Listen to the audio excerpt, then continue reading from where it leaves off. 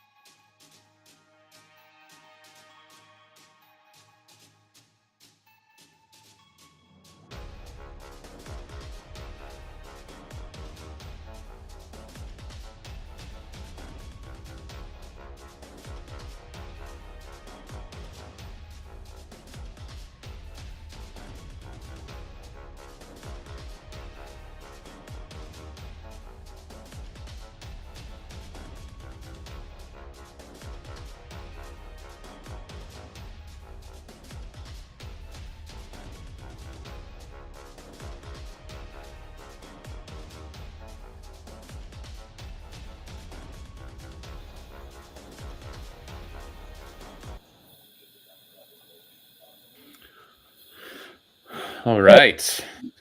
Hello, Ken. How are you? Good. You're awfully loud. Hold on a second. Oh, Okay. no. Am I still very loud?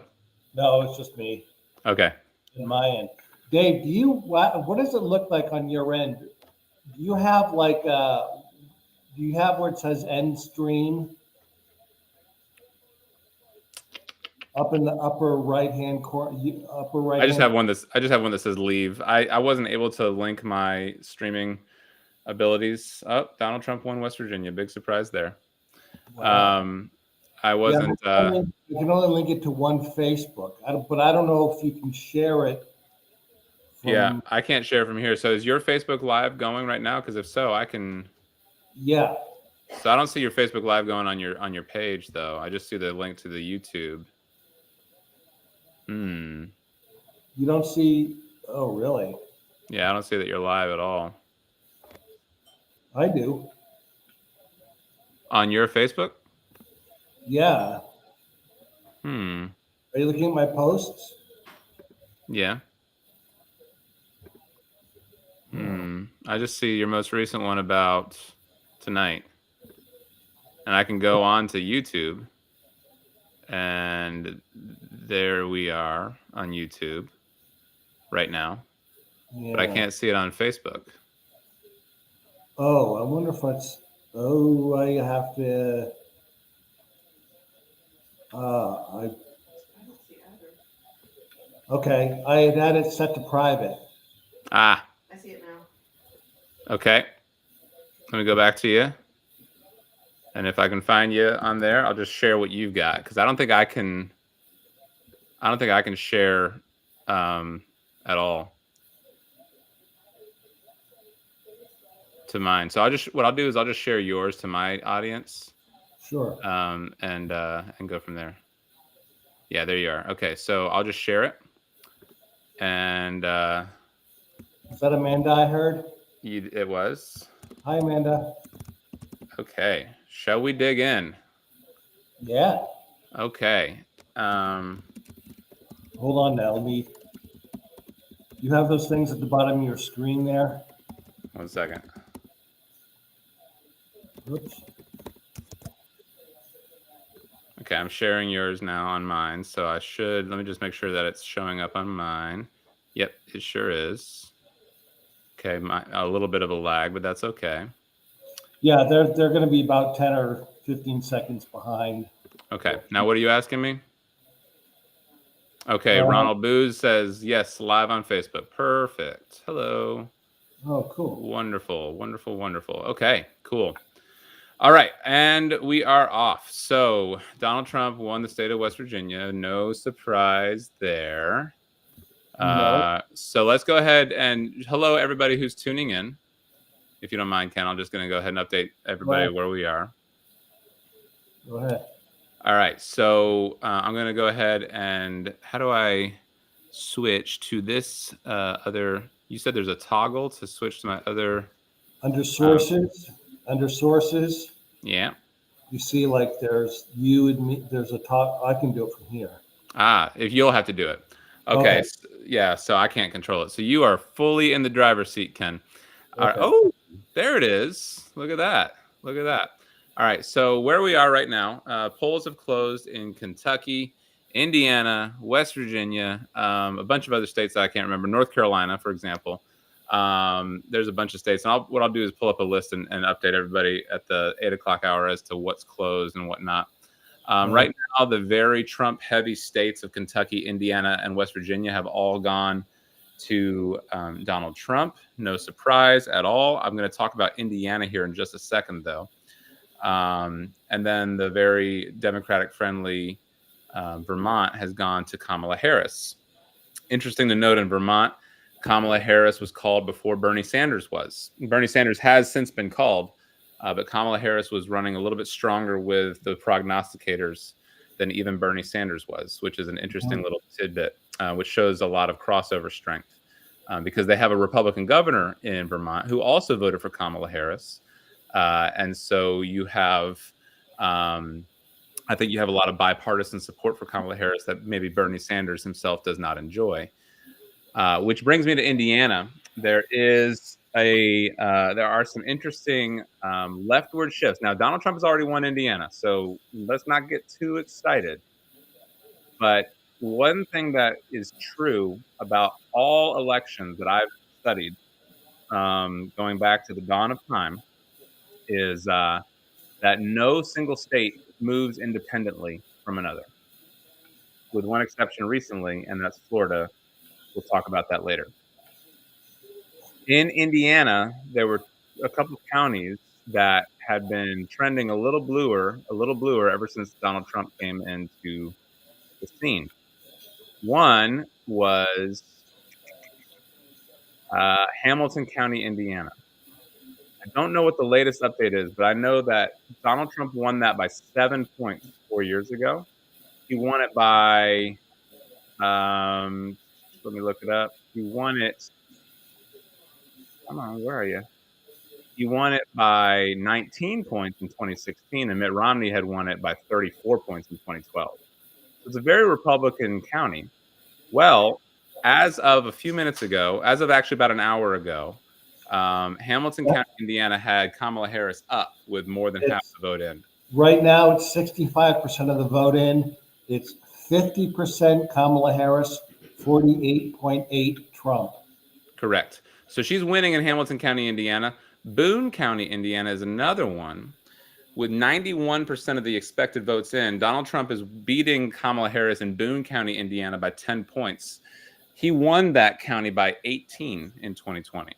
So what we're seeing in Indiana, even though he won it and won it pretty easily, this is not a state that was contested at all. Even though he won Indiana very easily, it has seen a leftward shift in certain counties. Those counties are suburban. Hamilton County is just north of Indianapolis, which is going to be kind of the bluest county in Indiana. And so you're seeing these suburbs kind of coming home.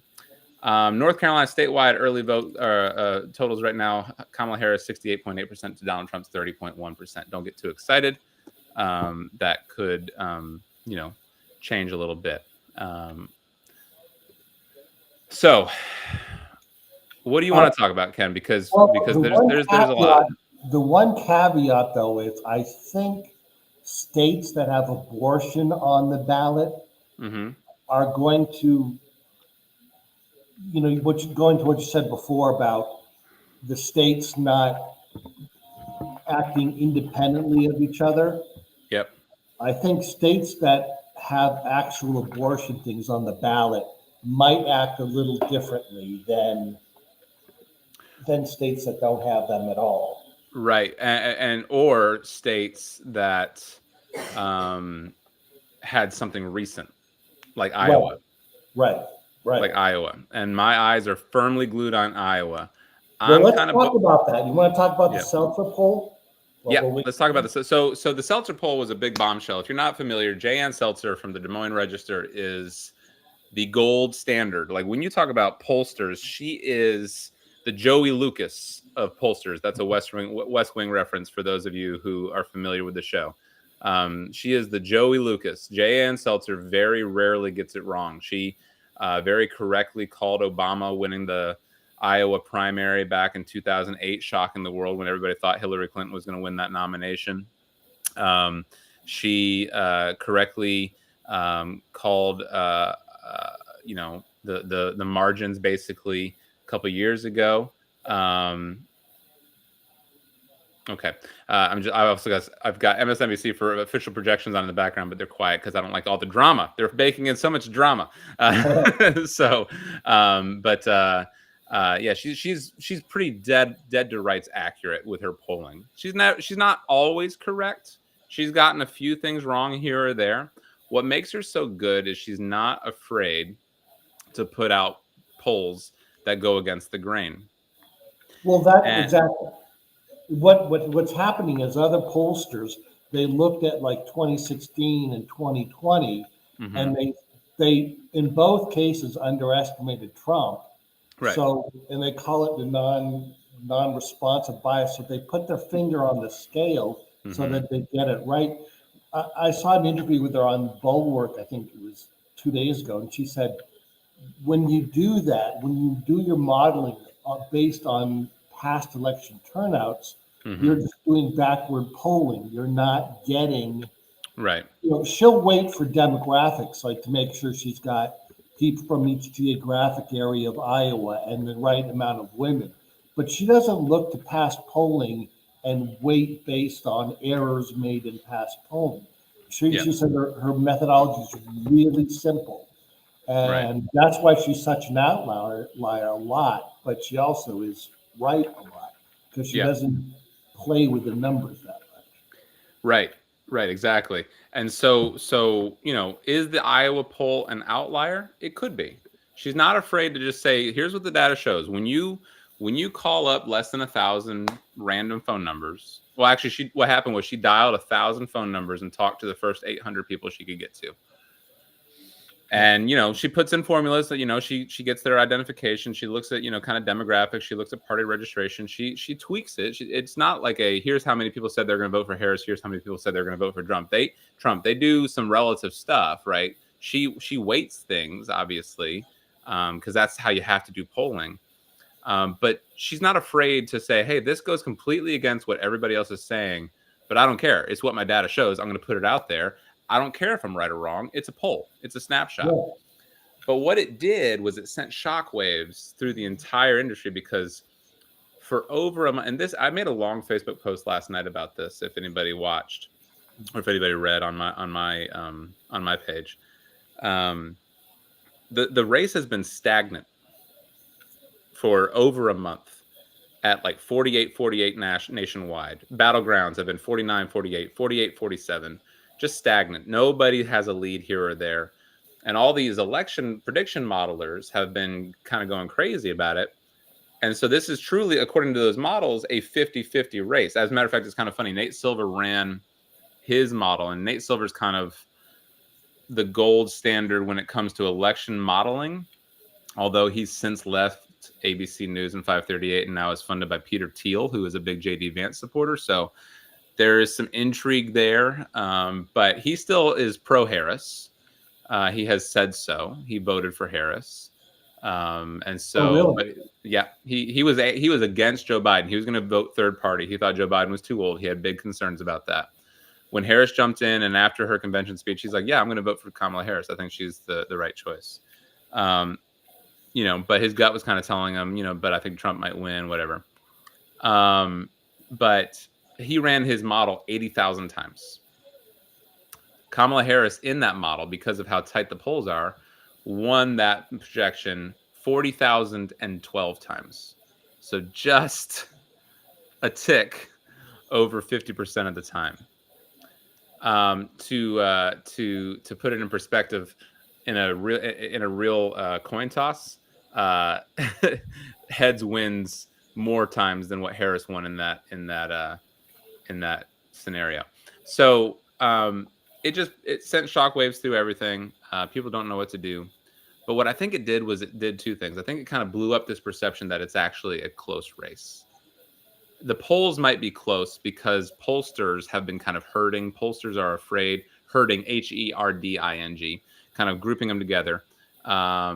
They're afraid to kind of stick their neck out and say, here's what we think is happening, and whatnot. And so we've just kind of had this stagnant race because polling has taken such a big hit because they underestimated Trump's strength in 2016 and did even worse in 2020. Even though Biden won, we forget the polling miss was bigger in 2020 than it was in 2016 in Trump's favor. And so everybody's freaking out. But what people don't remember is that polling completely got it wrong again on the flip side in 2022 because they overestimated Republican strength. And not that it's U.S. politics, and it's not one-to-one because of the way they do elections, but a lot of the same polling companies polled France and thought that the conservative party, the far-right conservative party, was going in for a win, and they got embarrassed. And so I think there's a tendency to overweight the far-right vote lately. I don't know if that's true completely, but that's just kind of a hunch I get when I look at the polling and just kind of how it's just kind of been stubbornly stagnant for over a month and a half when everything else Everything else has been going in Kamala Harris's favor, from a very quick consolidation of the Democratic Party base as well as the Democratic Party brokers to a pitch perfect convention, to one of the best convention speeches I've ever seen with only a minimal bump, to the pick of Tim Walz, which turns out to have been an inspired choice when everybody was like, no, you got to pick Shapiro out of Pennsylvania. You need Pennsylvania. Tim Walz has turned out to be an inspired choice, I think. To the debate. Oh my God, they're eating the dogs. I mean, she triggered him, and he lost. I mean, he just fell apart. To everything that has happened, to the jobs numbers, plus the ground game, the fundraising. I mean, not only does she have a great ground game, but he has virtually none. They're outsourcing their ground game. They're outsourced to, like, Elon Musk, who does these stupid lotteries with, right. Which doesn't, I don't know how that brings in the vote, but yeah. So every other factor, and I'm not a big subscriber to Alan Lichtman, the 13 Keys to the White House or whatever it is. Yeah. But he's not completely off of his game there. I mean, there are fundamentals that matter much more than polls. And the economy is one, and the economy is, and I know somebody might see this and say, oh, but you don't. I get it. Not everybody feels the strength of the economy. That's always the case. There are always people who are on the outside looking in. But when you look at the raw numbers, I mean, wage growth is up compared to inflation. Inflation is down. Inflation came down quicker than anywhere else in the world. Our unemployment is insanely good. Where we are at a state considered full employment. Record job growth, record Dow, right? I'm not invested, but a lot of people are, and a lot of people look at the Dow as kind of a signal of economic strength. GDP growth. I mean, our economy is on fire in a good way. And so normally that's crime stats are down. The only things they can really tag Kamala Harris with is the memory of inflation and immigration. That's it. The memory of immigration and inflation. The memory of inflation and immigration. That's all they got. And so when you look at that message, and then you see how Trump is kind of falling apart, his rallies are half full. He's saying crazy shit like Hannibal Lecter and talking about Arnold Palmer's penis and like just wild stuff, right? And the fact that somebody tried to kill him twice and I forgot about that. Until somebody brought it up today. I was like, oh yeah, because nobody cares. Yeah. Nobody cares. And so like you look at all of these fundamentals, and Jonathan Vilas from The Bulwark likes to say, if you were visiting from Mars and you were looking at this race and you had no idea what the polls said, you were like, yeah, Kamala's going to win this thing easily. Yeah. Another thing that I heard someone say is that Trump voters tend to be older, obviously, and frankly, a lot of them died from COVID in a lot of these close states. And he's going to find ways to get new voters. Yeah. And his tactic is to go for the apolitical young bro, the Joe Rogan listener, who I just don't think is going to turn out as much as Trump hopes. Right. They will. I just, they are apathetic. Right. So I don't think he gets more voters percentage wise, or even in real number terms, than he did in 2020. No, I don't think so. He lost so many because of J6. I mean, I think his hard ceiling is between 47 and 48% of the vote. Yeah. I think that's as high as he can get.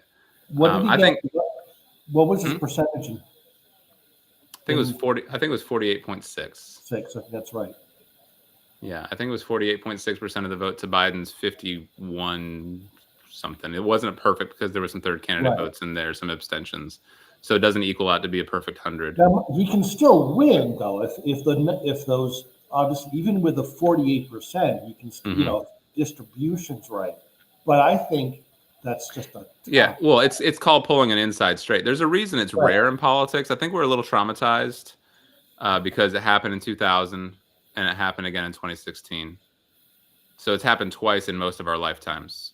So I think we're a little traumatized that it can, and certainly he has an electoral college advantage where we will run up the score in California and Oregon and Washington and Illinois, right? We'll run up the score in Colorado, which is becoming bluer and bluer.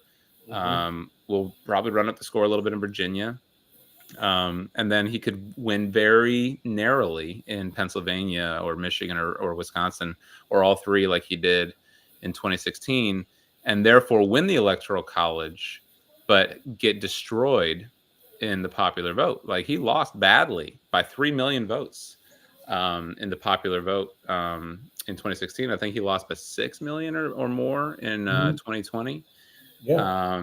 But even that came down to just a handful of thousand votes in some states. Now, Biden got some cushion because he also won Georgia and Arizona by razor thin margins. It wasn't particularly close in Michigan, but it was pretty close in Wisconsin and Pennsylvania. I don't think it's all that likely, unless she barely wins the popular vote, that she loses the Electoral College. And I think that she's going to get 85 million votes. Really? I do. You think turnout's going to be bigger? Turnout is insane in a lot of places. Now let me put a caveat on this. Turnout has been insane in the battleground states. I haven't checked to see what it's like in the safe states. But I was wondering if I'm wondering if the early vote is scavenging. Is that the word? Cannibalizing. Cannibalizing. That's it. The day of vote. Mm-hmm. Mm-hmm.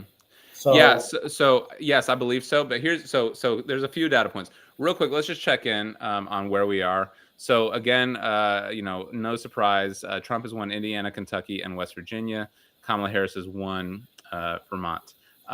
In the state of Virginia, the last I checked, Kamala Harris was up 58-40 with 11% of expected votes in. Virginia is the state that I watch because Virginia is the state, and my friend Ray Stewart, I don't know if he's watching right now. Virginia is the state that in 2016, when it wasn't called immediately. Are you looking at Virginia right now? Yeah. What's the look at all the votes that are still out. Those big circles are all the votes that are still out, right? Or is that where they're coming from? They're in. Those are in. Okay, so that's where a lot of the votes. 20% of the votes. So is that New York Times? Is that the Nate Cohn? That's Let me pull New that York up. Times. I've got that on my. Let me pull that up. Their election coverage isn't paywalled, is it? Because I dropped them like a bad habit after they told Biden to drop out of the race, but didn't say anything about the other lunatic. Yeah. Anyway, I'm still a little salty about how Biden was pushed out, but at the same time, very grateful to Biden for doing what he did, because in retrospect, I do think he might have been headed for a loss. But I think he should have been able to go out on his own terms. But at the same time, maybe forcing him out was the right thing to do. Maybe he never would have gotten out, and we wouldn't even been doing this. I would have already booked my tickets to Scotland to move or something like that. I don't know. But with 20% in, we've got Harris up 54 which she's expected to take North Carolina. I mean Virginia. Virginia. Yeah. She is. So what I would say is this. In 2016, when Virginia wasn't called and it wasn't called and it wasn't called and it wasn't called and it wasn't, I got really worried about Hillary's chances, and those worries turned out to be prescient. In 2020, when Virginia was called relatively early, I think it was called before 10 p.m., I felt really good about Joe Biden's chances, regardless of what was happening elsewhere, because I saw that there's a lot of strength going on here for Joe Biden. I'm pretty happy with those returns so far in Virginia.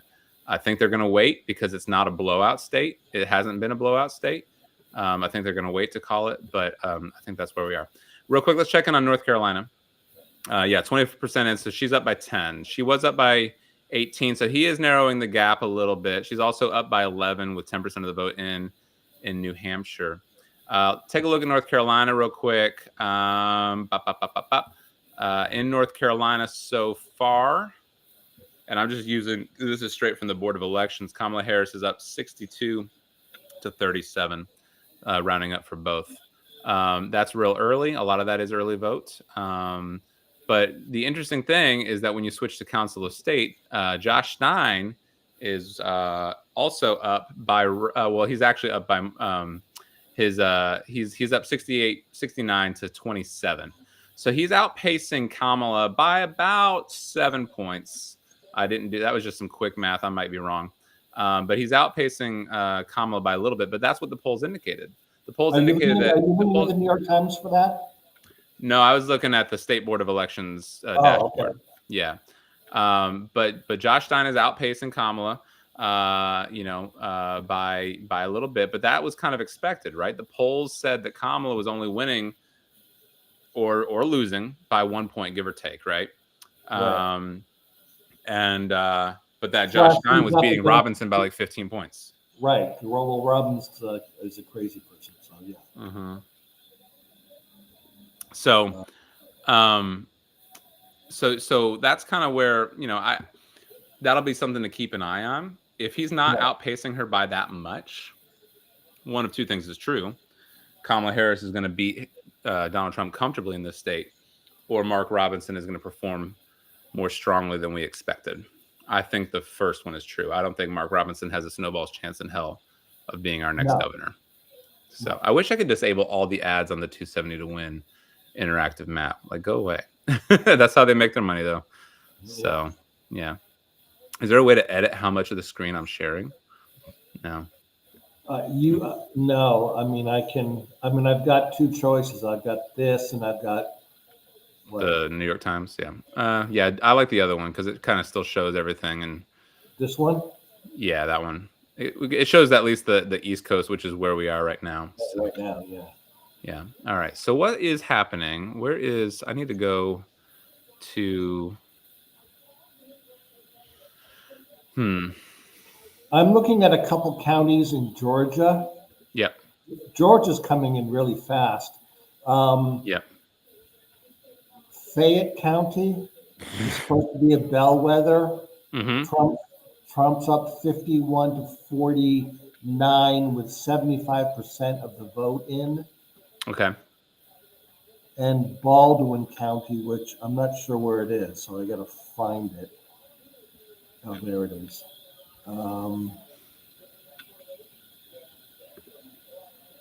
Where is it? Oh, damn it.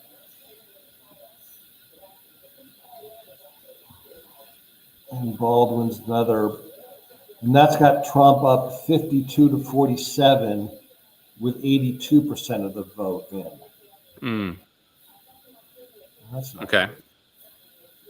Well, I don't pay too much attention to I don't pay too much attention to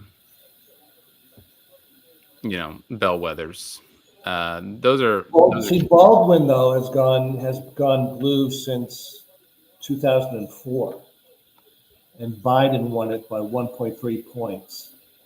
Mm-hmm. So, has it been trending red?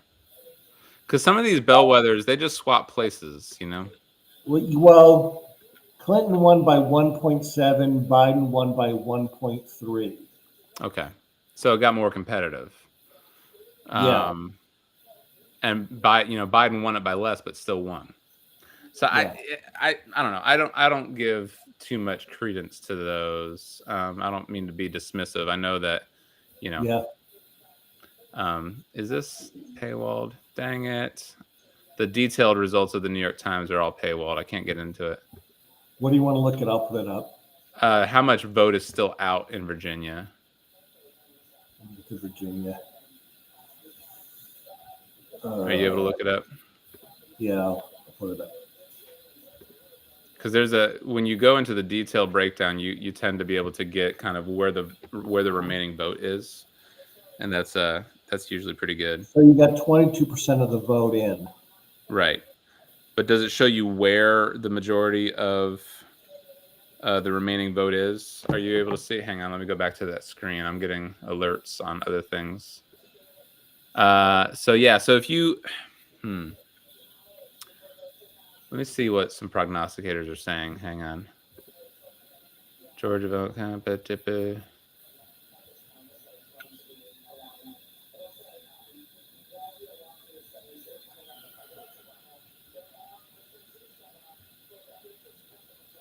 Mm-hmm.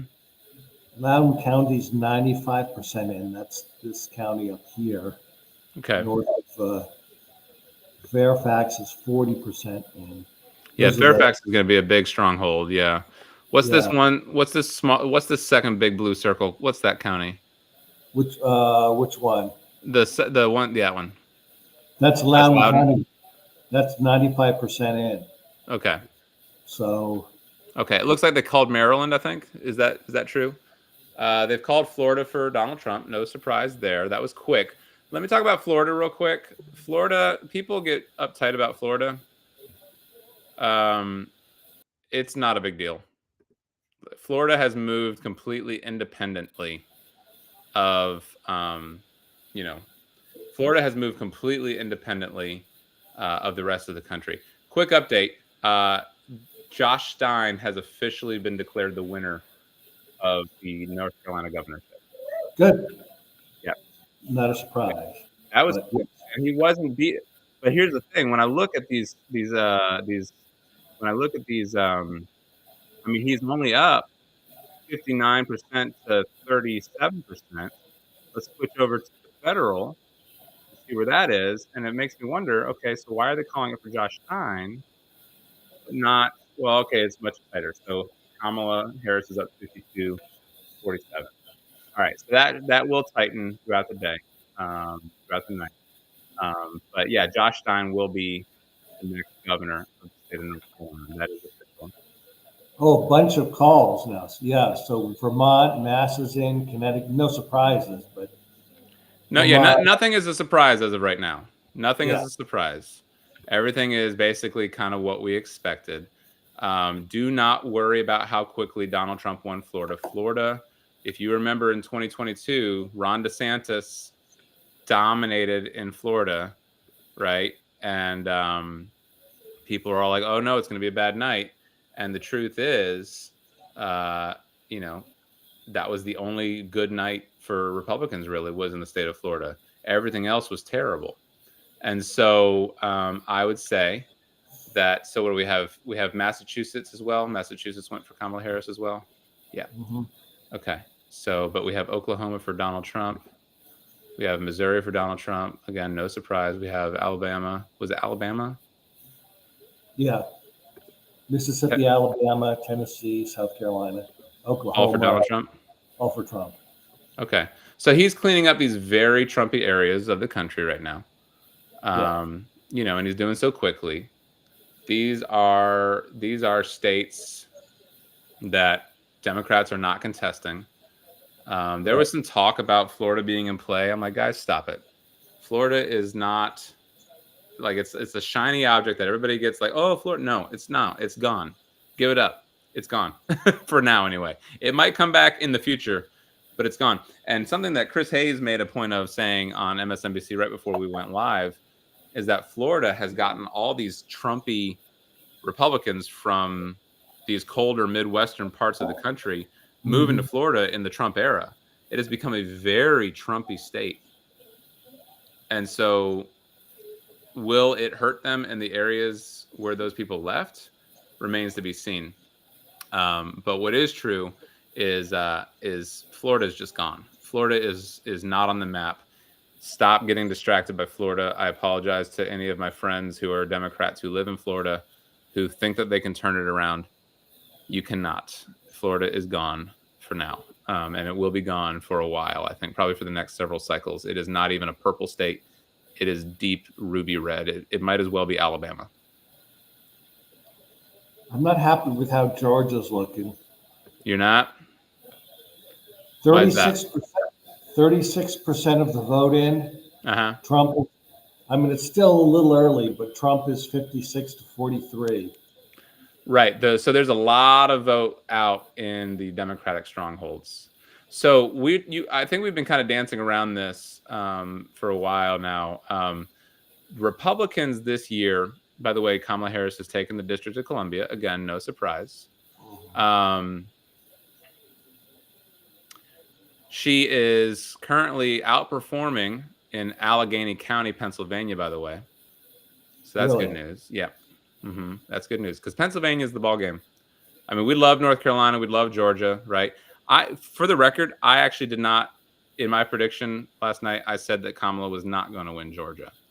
So I am not overly concerned if she does not win Georgia. Do I want it? Of course I do. Do we need it? No. No. If we're outperforming expectations in Pennsylvania, I'm like, yes, let's go. Let's do it. Well, my hope early on was the blue wall, Wisconsin, Michigan, Pennsylvania. Mm-hmm. But I'm not sure about Pennsylvania, so I'm a little bullish on Pennsylvania, to be honest with you.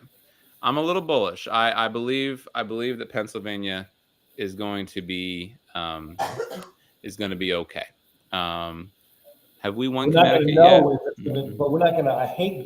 I mean, they have really. For those who don't know, Pennsylvania's got really. They couldn't touch any of the mail-in ballots until today, and that's the time-consuming thing: is checking the envelope, opening them, laying them out. So that's because running them through the machine, you put them in stacks and you run them through the machine. That's the quick part. But they couldn't do any preliminary stuff until closing, which is, whatever it was, an hour ago or whatever. Right. So, whereas Ohio's got 29% of the vote in, Pennsylvania's only got 3% of the vote in, and we might not know for tonight. Sure. Sure. So yeah, I mean, we'll see. She is outperforming in Allegheny County, though, like I said. But again, let's get back to the early vote. One thing that's different this year from previous years, is how many Republicans voted early. Yeah. Republicans came out in droves to vote early. They did so, I believe, because it helps them. It helps them basically make the accusation that we were up early and then we lost the vote and blah, blah, blah, blah, blah, right? And so they can cry foul and they can claim fraud and all that stuff. What's true, though, when you look at the data points about who voted early, when you looked at the Republicans who voted early, the amount of them who were new voters, had never voted before, negligible. So all they did was swap out people who voted on election day to people who voted early. This was especially true in Pennsylvania. When you looked at who was voting early on the Democratic side by voter registration, there was a very healthy number of them, mostly women, who had never voted before. So these were new voters. You also have really high turnout in Philadelphia today, insane turnout in Philadelphia today. You had insane turnout in Atlanta today. You had insane turnout in Detroit today. And so, right now, for example, Kamala Harris is running ahead of Biden in Cherokee County, Georgia. Trump is running ahead of his numbers there too, but certainly way better than 2016. So there's some good stuff. There's some good stuff. We don't know what we don't know, but there is nothing yet that overly concerns me about what's coming in. I'm trying to look at benchmarks and everything like that as the vote's coming in. But the early vote, I do believe, for the Republican Party cannibalized the election day vote for the Republican Party. I don't think the same was true for Democrats. There was a lot of hand-wringing about, oh no, Republicans are outpacing Democrats in their early vote. Democrats in a lot of places were hitting the margins that we wanted them to hit. Yeah. Republicans were outpacing, but again, none of those voters were new. They were just swapping out election day voters for early voters. Whereas again, we were hitting those numbers that we wanted to hit, and a lot of our voters were new voters. The one exception being Arizona, where a lot of those new voters were Republican and they were male. What I have to say about that is don't sleep on the heavy, heavy, heavy anti-Trump GOP in the state of Arizona.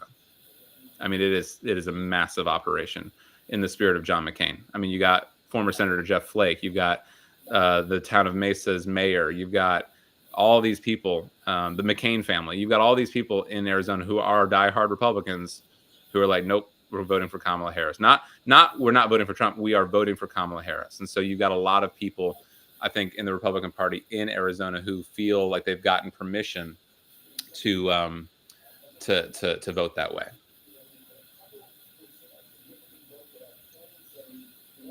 So, but again, with Georgia, I don't know if that's going to go in the Harris column. I did not predict that it would. So I am, while I would love to see it, I'm not overly concerned about it. I gotta find that. I gotta check on something. Hold on. Look, you might be right about Georgia.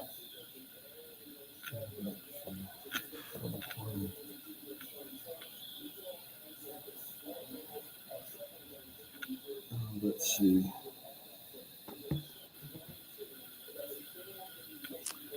Real quick, while you're looking at Georgia, I'm going to look at some down ballot races in North Carolina.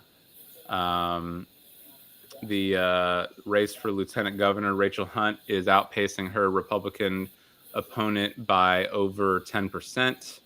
Underperforming Josh Stein a little bit, but beating Hal Weatherman pretty comfortably.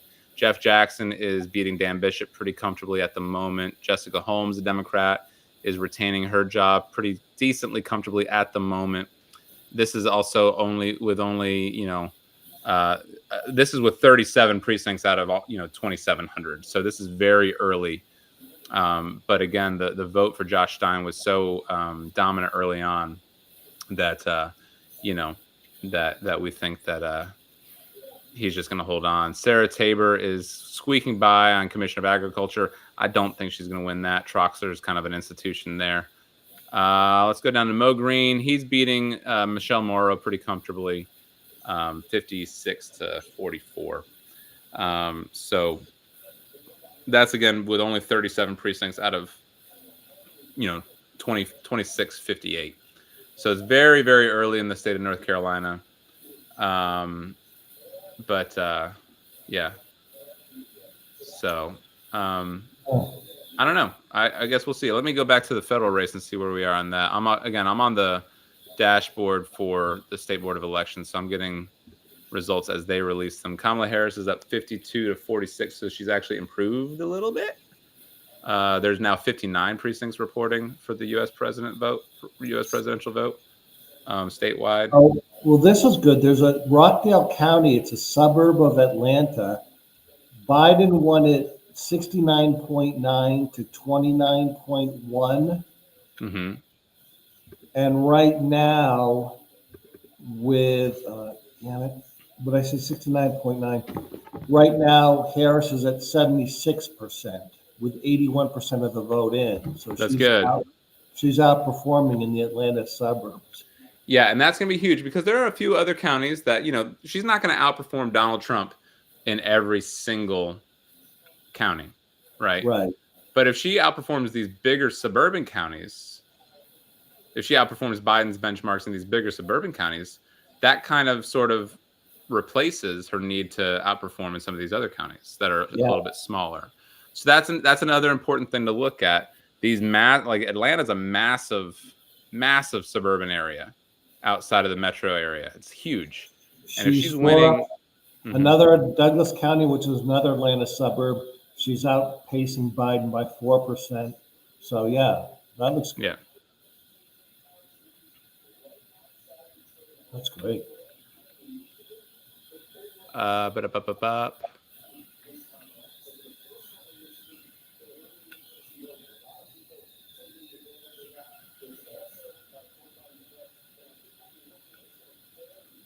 wouldn't worry about Loudoun County. So here's something. You were talking about Loudoun County earlier. Mm-hmm. Let me read something by Jeffrey Skelly. Loudoun County, outside of the nation's capital, contributed the third largest share of Virginia's statewide vote in 2020, which was 4.4% of its overall vote. And with 95% of its expected vote reporting, Harris clearly leads there by about 16 points, 56-40. That puts her ahead of our benchmark for her in Loudoun. She needs to win it by 12. But puts her well behind Biden's 25-point margin there in 2020. So people are like, oh, no. So on the one hand, she may be in a position to win Virginia, but Loudoun is a highly affluent, highly educated county, the kind of place Harris may need to improve on nationally if she's losing ground in other places. However, Loudoun is also the kind of place that went hard right and voted for the Republican, Youngkin in 2021. So I'm not too worried about Loudoun County. She's ahead of where she needs to be to win Virginia for sure. And again, she was beating other suburban areas. She's beating Biden's mark, and so she might be slipping behind Barton in Loudoun County. But she's also outperforming Biden in other affluent suburban areas. So this is going to be a little bit of a mixed bag. I think what we need to do is we just need to make sure that we're paying attention to how did your Missouri become red? Did I call that too early? Yeah. Missouri? Oh, I don't okay. think the polls are closed. Okay. They have, but they don't have results. Okay. Well, then great. Let me unclick that. She did win New Jersey. New Jersey has been called for Kamala Harris. So if you're looking at the electoral map, again, no surprises. There are 0 surprises at this point. You have Connecticut and Rhode Island for Harris. Has she won those officially? Yep. Come on, click red. Okay, done. What about Delaware? Not yet. Really? Interesting. That's weird. They don't have any result. No counts have come in. Delaware. Interesting. Oh, they closed at 8. So. Oh, okay. So they're squeaking in. So actually, I'm looking at why does it? Are you sure that? Oh, okay. Should be 95-35. Well, actually, but she's won the state of New Jersey, but that's not showing up in other places. But she has won the state of New Jersey. So. Oh, she has. Yeah, according to. I don't know. Somebody's called it. Somebody somewhere has called it, because I'm following a Twitter stream. So somebody somewhere has called it. What makes me laugh about New Jersey is Ben Shapiro, who I just want to punch in the face. Was like, "Oh, New Jersey's in play." I'm like, "No, it's not. No, it's not." So. The Times has got her up. Oh, wait a minute. The Times has only her up by there's only 11% of the vote in, and she's only up by 1.9. In New Jersey? Yeah. Well, let me take New Jersey off for now. We'll stick to the Times official calls, but she's going to win. Oh, yeah. I'm not worried about that. Is Ohio? That's supposed to go red, right? Ohio is supposed to go red, yes. I'm not worried about Ohio either. Is there something I need to know about Ohio? 36% of the vote income was up by 3. Let's put a pin in that one. Yeah. So again, she's going to lose Ohio. However, if Ohio's closer, that could be a bellwether for how strong she's running in Pennsylvania. You know what I mean? Yeah. So I guess the New York Times hasn't called DC yet either. No, but I think that's pretty clear. I mean, how have they not called it? Well, again, maybe because it just closed. Yeah, they don't have. Well, polls close at 7 p.m. They don't have any reporting though. Yeah, that's weird. They don't have any reporting. So where is the needle? That's what I want. I just found it. Yeah, the needle is here. Let me put it out.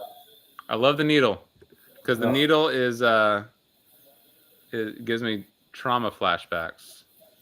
So yeah, I've got it back to 95-35. Is that where you are? Yeah. Okay. There's the needle. Okay. Yeah, Ronald Booz, I just saw your comment pop up. If you're watching, yes, we announced the Josh Stein win. That was quick. That was less than an hour. And what's up with I hate that superintendent who wants to shoot Obama in front of a firing squad. Yeah, so let me give you the latest update on that. Mo Green was winning last I checked. Is the needle really pointing to a Trump win? Yeah. But Nate Cohn was kind of, I don't know. Nate Cohn was kind of bullish on Trump's chances. I don't know. But that needle on that's a chance of control. Oh, okay. Mo Green is up by 11 points right now with 147 precincts reporting. Good. Yeah. So I feel good about that. Let's see where we are on the federal side of things. Yeah, the needle is live. How do I get to the needle? I want to see the needle. Dang it. Is that paywalled? I bet you it's paywalled. They paywall it? Yeah. See, I unsubscribed from the New York Times. I stopped giving them my money because, again, I get it. They're like, oh, you have to save. You have to save. Yeah, the needle's a toss up, and it's leaning slightly in Trump's favor, but I don't buy that at this point in time. I don't know how they.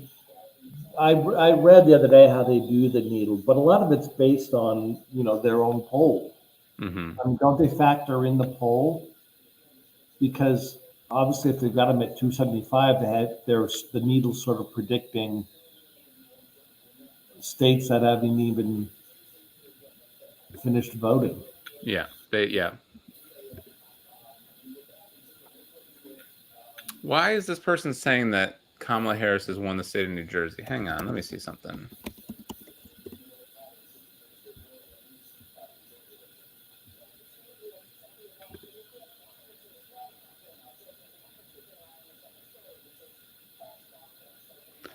Yeah, see, Kamala Harris, according to the Washington Post, is now up by almost 10 points with 13% of the vote in New Jersey. So, but it doesn't have it called there either. All right, where are we? What are we? Virginia is still too early to call for whatever reason. I'm not sure what's going on there. Does anything close at 8:30? No, I don't think so.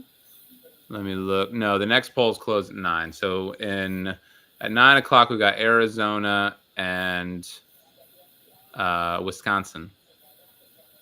Oh God. 10% of the vote in North Carolina. Harris is up 6. 35% of the vote in Virginia. Harris only up 2. But I just think that there's a lot of Washington, D.C. area still out. I think a lot of those votes are from the rural Virginia area. I think that vote share is going to climb for her.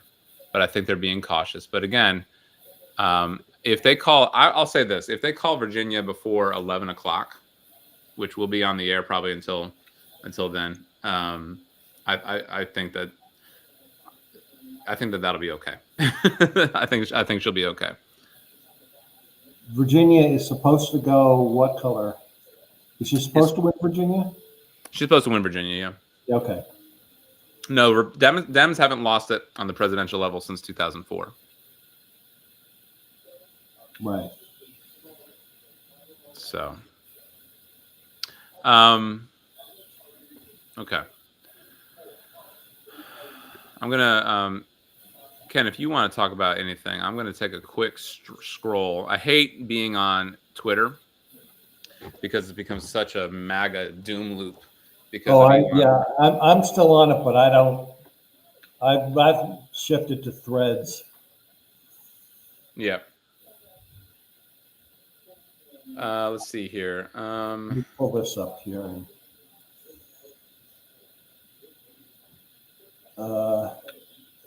Bakari Sellers says that some Dems still need to go to therapy over 2016. He's pretty bullish. I like Bakari Sellers. And then the needle is probably traumatizing some folks because the needle is what really scared the crap out of us as we were watching it. Yeah, I've got this is a good screen here I've got up. It's got 3 needles and the states down, needles for the states down at the bottom there. Yeah, so right, exactly. I've got the same kind of thing. And the needle is shifting, says that Trump's going to win 277 electoral votes, but Harris is going to win the popular vote by 1.3. I don't think Harris wins the popular vote by only 1.3. I'm sorry. I don't either. I'm sorry. So if the needle thinks that she wins the popular vote by 1.3, I just think that's not correct. And I don't know. But yeah, she's gonna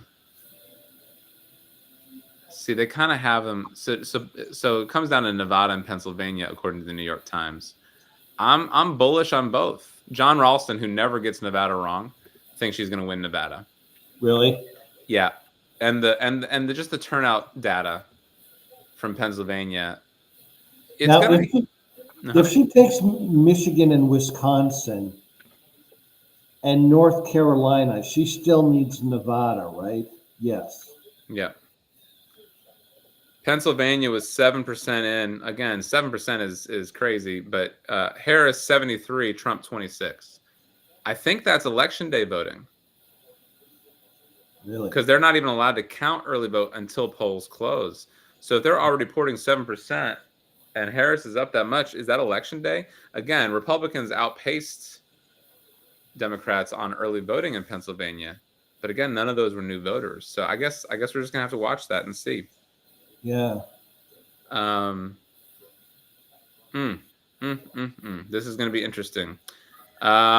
With real quick, good indicator for Harris in Georgia with 95% in total for Stevens County. Harris is pulling 18% of the vote, but 22% of the election day vote. So that's actually, I mean, yeah, she's getting killed there. However, we're looking at what might be what's called the red mirage. Ooh, I haven't brought up the mirage yet. Oh, is that a thing this year? Yeah. So it's kind of flipped again. Republicans targeted the early vote. And so a lot of these, early numbers that are showing early vote totals, other than Pennsylvania, are potentially red mirages. It was the opposite last time. Remember, we were getting election day voting. Hang on, MSNBC has a projection. That's Rhode Island. Sheldon Whitehouse won the Senate there. Okay, big deal. I am kind of following the Senate. That is obviously important. We'd love to keep control of the Senate. I don't know, however, that we will. But we're going to take the House, though, right? I think so.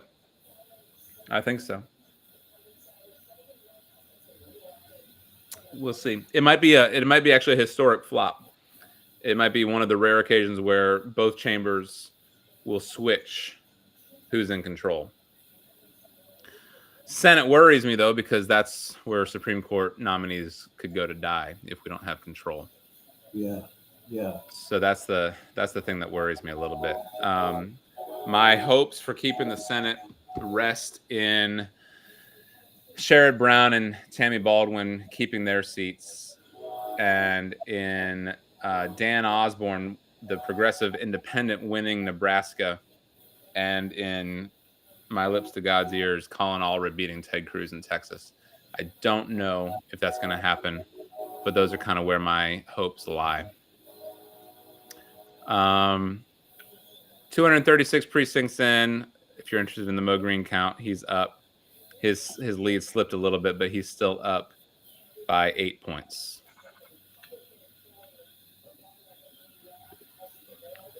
All right, let me see. My one guy that I was following on Twitter who had some interesting information has kind of gone MIA. I don't know what's happened there. Who do you follow on Twitter? It's a newer account. It's called the Political HQ, but he's followed by a lot of people that I trust. And what he basically does is he aggregates a lot of information across Twitter from people that I trust, and yeah. So that's kind of how I was just kind of following him as a means of easily seeing a lot of information at the same time. But here's an interesting one. Oh, this is from an hour ago, though. But Douglas County, Georgia, 71% of the vote in. Harris had a plus 32 lead, where Biden was only plus 25. Yeah, see, I like that. But the damn needle, it's got the needle. Do you remember the needle from 4 years ago, where it was slow to pick up on what was happening in Georgia? Yeah. Do you remember that? Yes. So yeah. I just, and the needle always glitches and crashes and things like that. I'm gonna look at it because it's fun, and it's and got whatnot. The needle for Georgia is, it's the only red one down on the screen. The needle for Georgia? Yeah, see these Yeah, seven see, at the bottom. once again, I'll repeat myself. I don't think ultimately. Well, I didn't think ultimately that she was going to win Georgia, Georgia. but if she's competitive in Georgia, I mean that could be good elsewhere. So, um,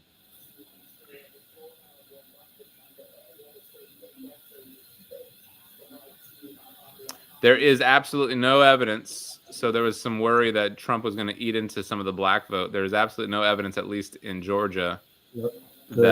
that there is any kind of black jump in support for Trump. Here's an interesting little tidbit. There's this question about the secret Harris vote. Are Republican women secretly voting for Harris? You Like the probably, ad. That yeah, the ad. ad. So you probably saw the viral campaign ad, voiced by Julia Roberts, where a MAGA wife and her husband go to the polls, and the wife secretly votes for Harris. We don't know if this is common or not. According to a recent survey by Gender on the Ballot, 20% of Republican women say they sometimes or regularly feel pressure from their partner to agree with them politically. But that's also true for 16% of Democrats. So who knows if that's true? But that was just an interesting little tidbit. We've So got Arkansas. yeah, that's going to go Trump. We've got a bunch of states in now. Okay, you got New Jersey now. New Jersey's with Kamala. Yep. Okay. Yes, that's so Donald Trump took Arkansas, no surprise. Kamala Harris, yeah, he beat her in Arkansas, no surprise there. His former press secretary is the governor of Arkansas, so you know, Josh Hawley is a senator from Arkansas. So yeah. So Stein is this is kind of matching what the polls said, right? So Stein with 12%, 13% of the vote in is 19 points ahead of Robinson. Harris is just 2 points ahead of Trump. So what we have to hope for is that Robinson dragged the vote down enough that Harris can squeak by. North Carolina is going to be a tough one for her to win. I kind of am bullish on her winning still at the end of the day. But I just don't know. And so we'll see. We will see. I'm hopeful. North Carolina, though, is not one that is required. It would be nice. It's required if she doesn't win Pennsylvania, though, in my book. Yeah, but I think she's going to win. I think she's going to win Pennsylvania. I'm more at this point in time, and can my mind be changed? Yeah, sure can. But I'm more confident that she wins Pennsylvania than she wins North Carolina. That's just kind of where I am.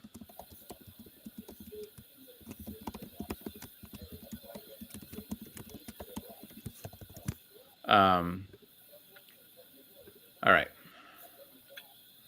I feel like, you know, that episode of The West Wing where Josh Lyman is doing a poll and he's like, I need the numbers. Yes. I feel like we've hit a little bit of a dead spot in terms of like, where are the numbers? Show me the numbers. Okay, Kamala Harris has won Delaware. No surprise. So I'm gonna go ahead and do that one.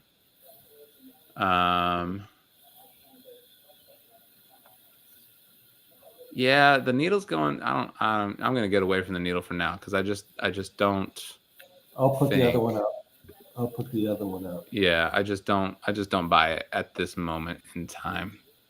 Rhode Island. Did she officially win Rhode Island? Yeah, she won Rhode Island, Massachusetts, Connecticut. So let me put those back up on the board. I think I had taken them off. I didn't. So New Jersey says she won New Jersey. Yep, she won New Jersey. So let me put that on the board. It's weird that the Times hasn't called Delaware yet. The time they have now. Go back to it. They've done it. Oh, they have. Yeah, they just did it. Yeah. Okay. Yeah. So let's compare. We got another projection. Okay. That's just a Senate race projection. All right. So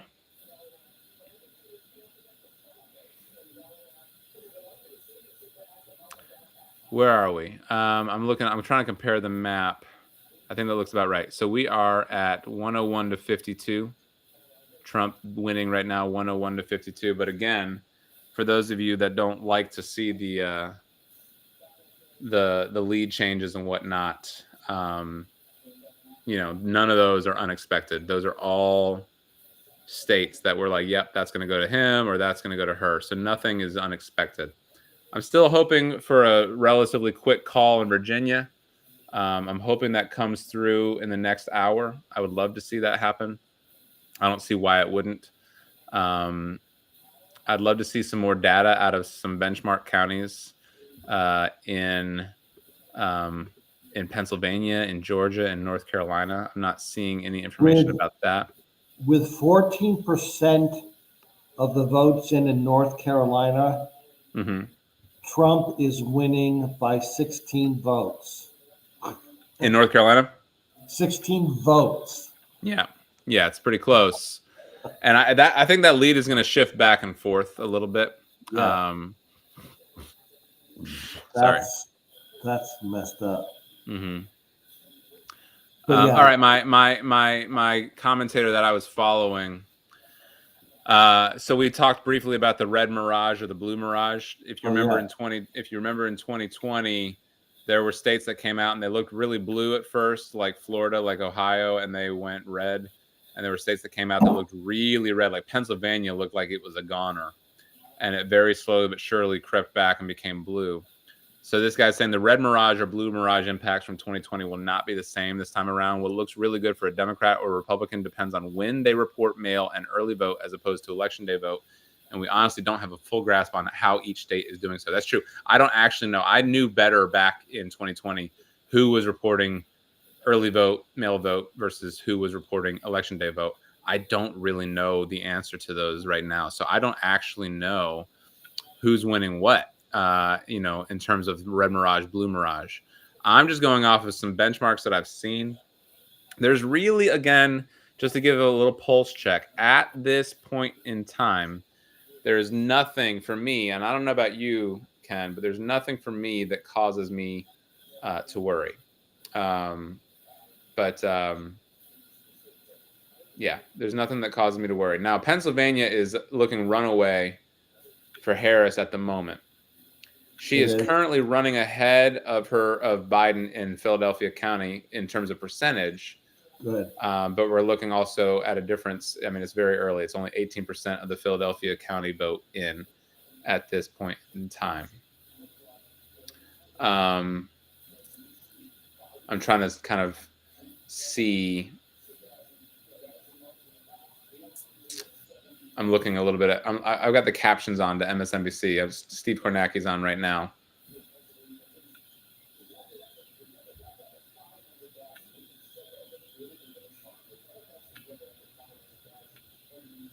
Okay.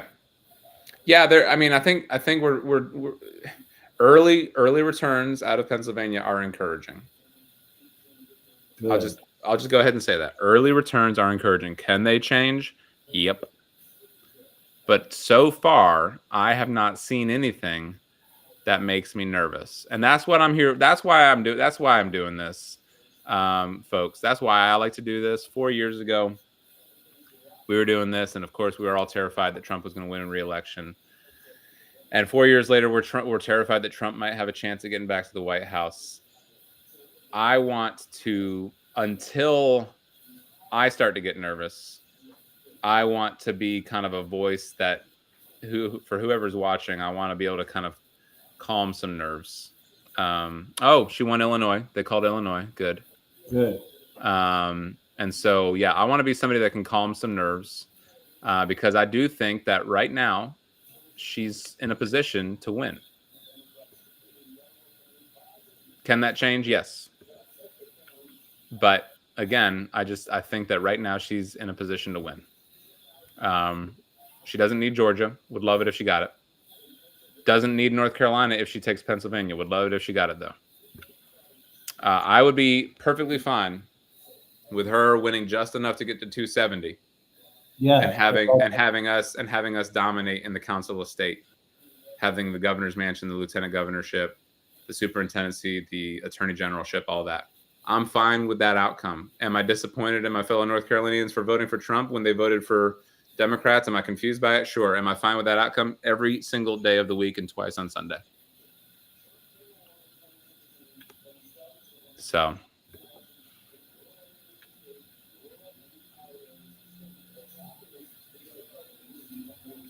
I'm comfortable with Wisconsin and Michigan, but it's just that last, how many of her votes she gets to, that she doesn't get. I'm so nervous about. I just heard things about Pennsylvania today. What I did was I was worried that I was overfilling on opiates, listening. Sure. And so I spent the past couple of days listening to Fox News and other naysayers, and that's what made me nervous about Pennsylvania. Sure. Today. So sure, I get that. Yeah, I'm just I don't know. I guess I'm just and I recognize my bias. I also recognize that, I looked at the polls and said, nah, and sought out other data points to try to make me feel better. I totally admit that I took some opiates as well. But I at the same time don't think that that's completely off target. A lot of smart people, including people who just call it as they see it, have a lot of smart people, people who call it like they see it, have given me enough to hang on to. Like Kornacki right now, comparing Lackawanna County. She's currently with 27% of the vote outperforming Biden in Pennsylvania in Lackawanna County by 13 points. She's beating Obama's margin there from 2012. Nice. It's early. I don't know how much of this is. That's 27% in though in Lackawanna County. Now, granted, a lot of this is election day voting, so we might be seeing a little bit of a blue mirage. But if we can run up these numbers here, then we might be okay. Yeah. There's a Allegheny County first drop for the vote by mail was just reported 40 minutes ago. Harris beat Trump 73-27 on that drop, vote by mail drop. Yeah. There's just a lot of sorting to do. We'll see what happens. I wish I could say more than that. We're just kind of in this spot right now where we have to kind of check in certain places. I'm trying to find information from certain people that, like I said, that I trust, who are very smart, who are kind of dispassionate, to try to give us an idea of which way this thing is going. It's also only 8:45 at night, so it's still very early in the night. So, there's, again, nothing really that gives me any pause at this point in time. I may be hedging a little bit on my bet, ever so slightly, that she'd win North Carolina. Why? But if she loses North Carolina, it'll be close. And again, we don't need North Carolina. North Carolina was kind of a gutsy call for me, and so was Iowa. Those were kind of my gravy on tops, if you will. Again, I didn't predict Georgia for her. I didn't predict Arizona for her. So let's see. Kornacki's about to dive into North Carolina real quick. I'm kind of looking, and so I'll just kind of report what I see coming across on that.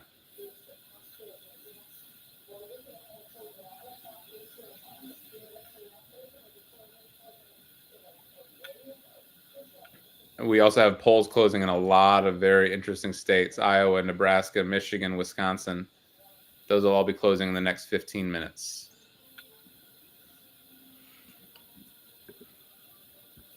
We're still at 101.71. No states have been surprising.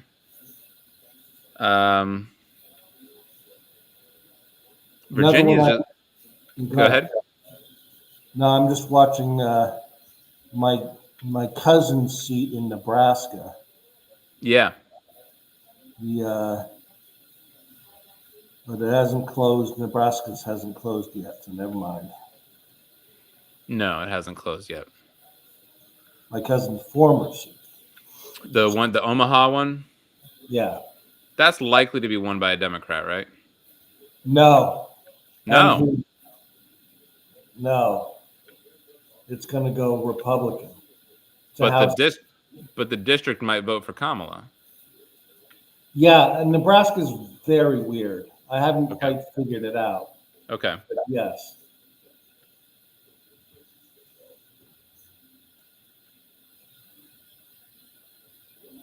But his widow endorsed the Republican, so I don't know what's up with Interesting. that. Oh, I remember that. I do remember that.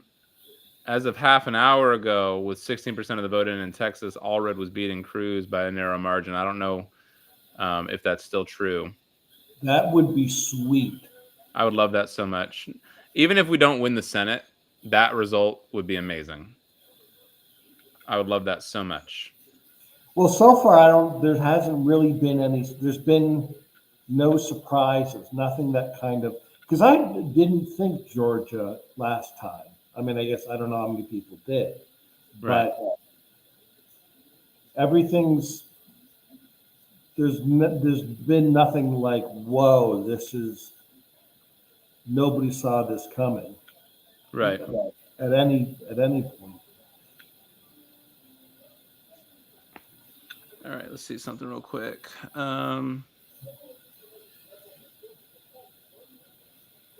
Okay. Folks who are watching, I'm desperately looking for just anything that will give me some sort of information about kind of where we are. It's not easy to come by at the moment. So I'll go back to the Council of State, look at the lower.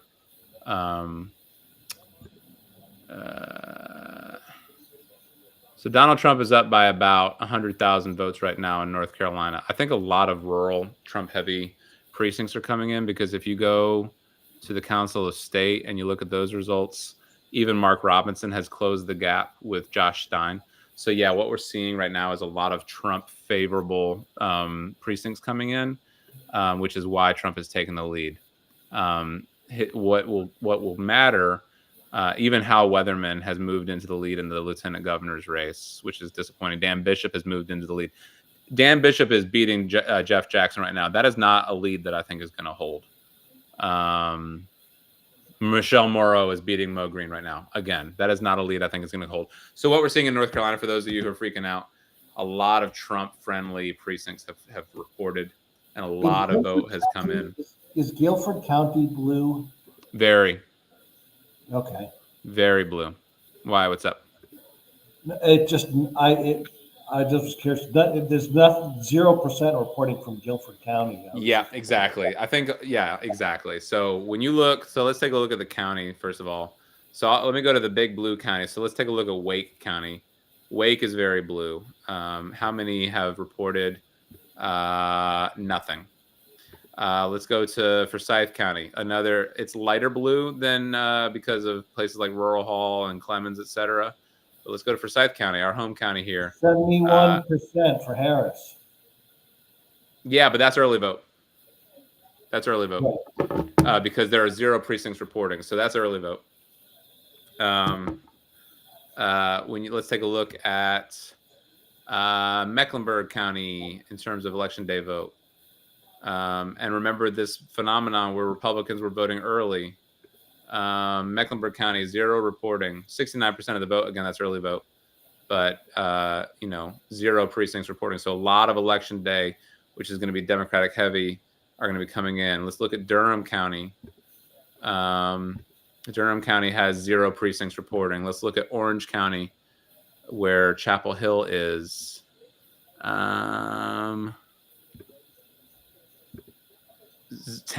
out of 40 precincts. So you still got 30 precincts of a pretty heavily Democratic vote coming in. Chatham County is another one, is a suburb of Chapel Hill. That's another blue county. Chatham County is going to show 0 precincts. It's a small county, but again, 0 precincts. So you got a lot of heavily Democratic Where are vote you out getting that there. information from? Because I've got Chatham County 85% of the vote in. This is straight from the North Carolina State Board of Elections dashboard. I don't know why. That's kind of odd. I've got 85% in, and it's 58-41. Are you on the New York Times site? Yeah. I don't know, man. I don't know, because again, the State Board of Elections website Really is Yeah, who knows? What's Buncombe County doing? 55% of the vote is in Asheville. But if you look at these red counties, you got greater than 95% in Camden County, where you see a lot of these big red dots. 87% of the vote is in Surrey County. 88% of the vote is in Wilkes County. 95% in Allegheny County. Union County's 85% of the vote in. Cleveland County's got some vote left. Polk County more than 95% in. Cherokee County 80. So a lot of these heavily red districts are north of 80% reporting, where you've got Wake County with only 6%. Orange County is heavily reported. Durham County is only 5%. I think that's a mistake in Orange and Chatham. I really do. I don't think it's that heavy. I don't know. I don't know where they're getting those numbers. Forsyth County, very minimal. Guilford County, very minimal. Mecklenburg County, very minimal. Buncombe County, about half, if that's accurate. Let me put this up. I've got. You see that? It might be real small, but I can kind of see it. Yeah. Chatham. Let me see if I can make it bigger. Hold on.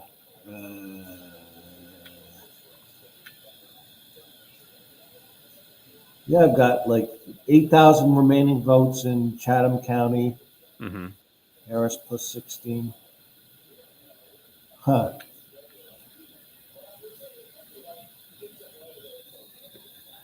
All right. What is happening in Virginia?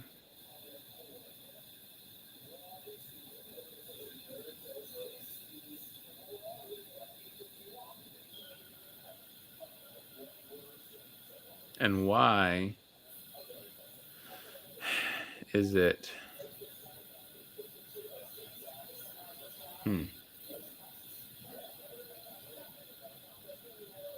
I'm not really sure what's going on in Virginia right now. I wish I could see. She's beating her. She's beating her benchmarks in a lot of places, but I'm not sure why it's taking them so long to call it. So we'll check back in on that. Again, it's still not quite 9 o'clock yet. I'm hoping that. Okay, so my guy says that Kamala Harris has won the state of Virginia. Remember, he correctly called New Jersey a few minutes early. So let's just wait and see. If he's right and they call the state of Virginia in the next, say, half hour, that kind of hits my benchmark of strength, right? Like Virginia taking forever to call in 2016 was my first sign of trouble for Hillary. And it was also my first sign of, okay, we might be okay for Biden. So my person who gets he aggregates his information for us. He's saying as of 5 minutes ago that Kamala Harris has won the state of Virginia. So let's wait and see.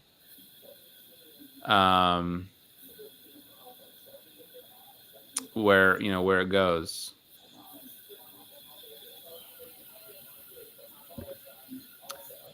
Let's see where it goes. So, okay. I feel like we're, again, if you're coming in, coming out, I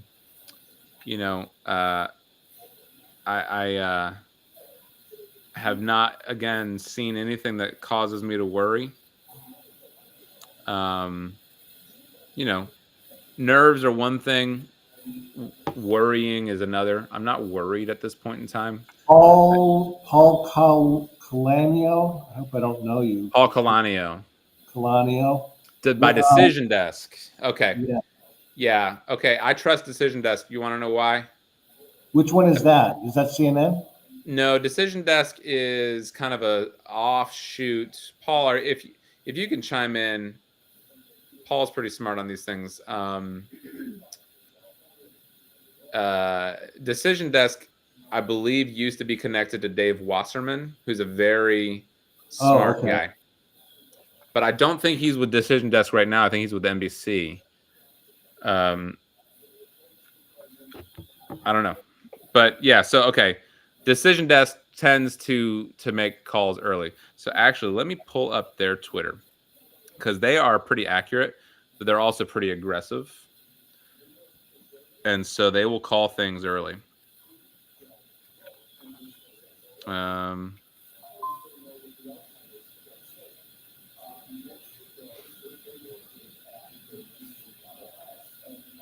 They've called New Hampshire for Kamala. They called Virginia 9 minutes ago for Kamala Harris. Wow. That is pretty ballsy since. But they were early and correct on the New Jersey call. So not that that was ever in doubt, but they went ahead and said, "Yep, she won." Because They're just looking at counties and who's reporting and not reporting. yeah. So Decision Desk is very. I haven't seen Decision Desk make a call that they got wrong, ever. They have an algorithm that they look at certain things, and they make a decision based on, okay, here's where she needs to be versus here's where she is. Here's what's still out. Here's what's still outstanding, et cetera, et cetera. And so, and Decision Desk has now said that Harris has a 51% chance to take Pennsylvania. So Decision Desk, while still in toss-up territory, Decision Desk has basically said that she's probably more likely to win Pennsylvania than not. Again, very narrowly, but more likely to win Pennsylvania than not. So I trust Decision Desk's call on both New Hampshire and Virginia. Some of these bigger broadcast channels like MSNBC, CNN, etc., will be a little more cautious and check their math a little bit more. But I think the Virginia call is going to come from MSNBC within the next half hour. I really do. Or from New York Times, or from both roughly at the same time. So we'll keep watching. But Decision Desk says that Kamala has won Virginia. If the other major networks can go ahead and say that, then that's just a show of strength for her that is similarly on par with Biden, and that was missing, sadly, from the Hillary Clinton campaign 8 years ago. Wow. Polls are going to close in Michigan, Arizona, Wisconsin in 2 minutes, as well as others. But those are some of the big ones, the must-watch ones. How's everybody doing out there? Everybody feeling okay? Look what I've got up on the screen now. This is Directionally, yeah. Yeah. I'm not surprised the red states got redder, but I wish I could see more blue arrows. Yeah. It's a shift in margin from 2020. Yeah. Yeah. I mean, we're not seeing it in North Carolina, which is good. Are they only doing that in states that have been called? What are they doing that in? Well, no, because I see it up here in North Dakota, and Those is that on New York Times as well? See, New York Times again, they kind of go all over the place. I remember seeing big red arrows all over the place 4 years ago, and it turned out that wasn't that big of a deal. So,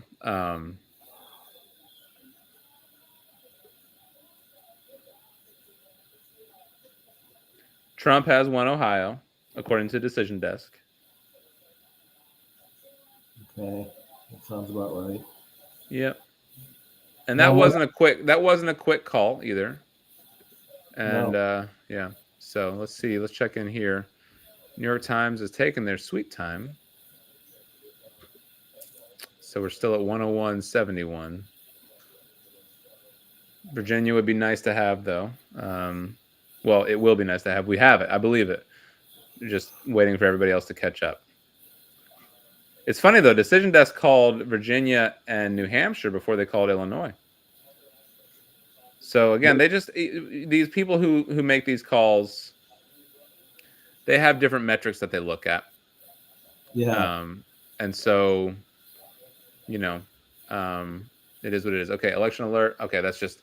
Here's comes some polls. The big states of Arizona, Wisconsin, and Michigan, none of them are going to be called right away. But they're about to close. They're closing right now.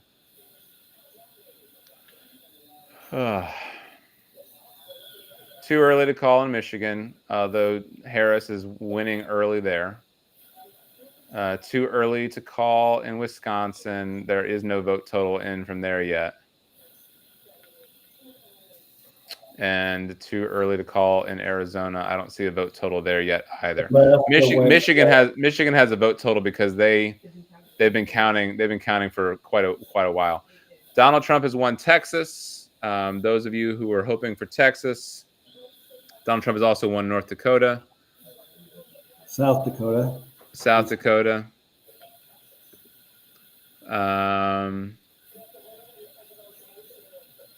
Wyoming.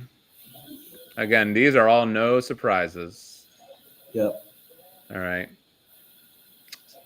Too early to call in New York, but that won't take long, I don't think.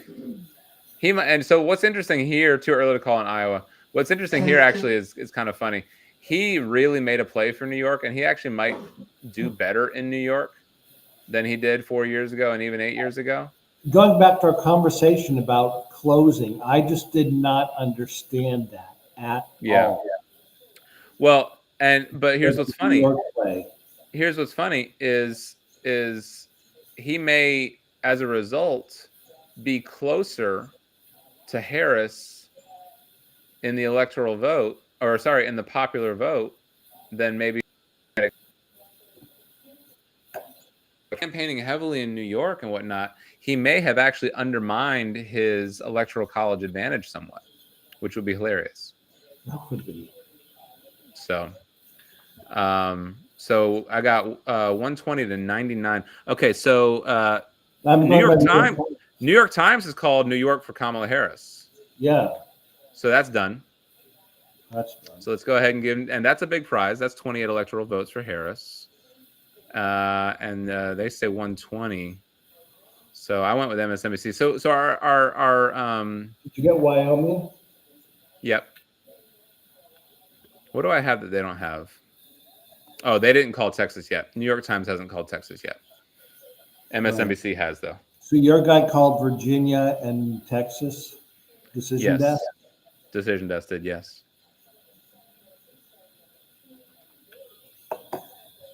Is that a website or just a Twitter? It's a website. Yeah. Twitter account, website, etc. I'm going to... I wonder why they're... Come on, call Virginia already. I just want them to do it. Because Decision Desk has. I'm comfortable. I'm just one of these... it's one of these things where it's like, I need to see it on the main networks. Because Decision Desk is kind of a under the radar sort of reporting. Decision Desk... They were first to call Biden for the win back in 2020 before anybody else. They were right, but they were like a whole day early. Yeah. I put that up on the. I'm gonna change my scroll here just so.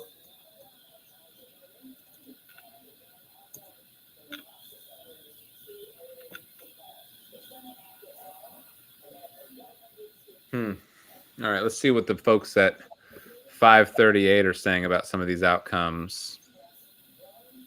Any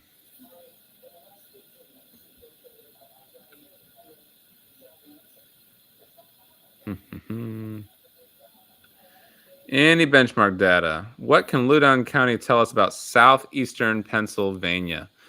Here's an interesting one. Election observers are closely watching Loudoun County, a suburban and exurban county outside of D.C. In 2020, Biden won 62% of its votes, but with more than 95% of the expected votes in, Harris has just 57%. That's probably not enough of a deficit to cost Harris, Virginia. But what might it say about Pennsylvania's southeastern suburbs, where Harris will need to run up the score to win this keystone state in her electoral college strategy? Looking at elections since 2000, I calculated how Loden's performance correlates with the so-called collar counties, the suburban counties that surround Philadelphia. It turns out that Loden has correlated very highly with the swings in Delaware County, which is just to the west of Philadelphia. But if you remember, she was outpacing Biden in Delaware County. So the last we checked. So it could just be, Yeah. one of those little anomalies. These things don't always match up perfectly. And so, yeah, she might be behind where Biden was in Loudoun County, whatever. But she's also ahead of where he was in Delaware County, in southeast Pennsylvania. So I don't know. Nobody knows. Kamala Harris is at 99. What else did she win? She was at 90 just a second ago. No, never mind. I was right. 99, according to the New York Times. They still haven't called. New York Times still hasn't called Texas, but he's definitely won that. New York Times still hasn't called Virginia either. It is very close in Virginia, but again, I think there's a lot of vote left in heavily Democratic precincts, and so I think that Decision Desk accurately says that she's going to run up the score there and go ahead and take the win. It's just that other places want to be a little bit more cautious, I guess. For my family out there, Brad's former seat looks like it's going to go to the Democrat, and not. Is that right? Yeah. Oh wow. Okay.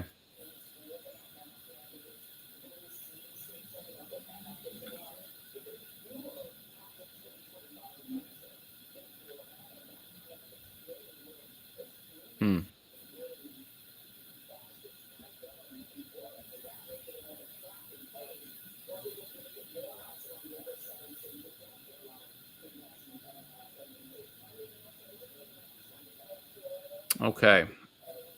Pulse check. How you feeling, Ken? I'm still nervous. I mean, Yeah. the blue wall is still there. Yeah, it is. So that's good. I'm feeling better about Pennsylvania because that was the only state of the blue wall that I was nervous about. Yeah. But even your decision desk has got their equivalent of the needle still has Trump up on electoral college votes. And I don't know how they get there.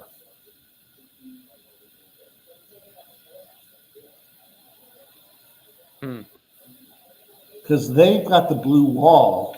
I mean, we don't know about Wisconsin yet, but they've got the blue wall. So, and it looks like they're certainly leaning for Michigan and Pennsylvania. So I don't understand why they think that Trump is. So those needles, they run, okay, New York Times has called Ohio now, which I think Decision Desk had already said. So let's go ahead and give that over. Look, I'll put this up. This is the Decision Desk website, and it's got projected electoral college votes. Trump 281, Harris 257. But they've got Pennsylvania and Michigan clearly leaning her direction. Yeah. So sometimes these needles are they have weird. I don't know. They kind of go on these wild journeys, and they take a while to calibrate. Yeah. And so I don't know. I guess I just don't know. Yeah. Forecast. Is it under forecasting? I've just gone to the let me get it back up again. It's decision-hq.com, and then 2024 general election results. No, that's not it. Okay.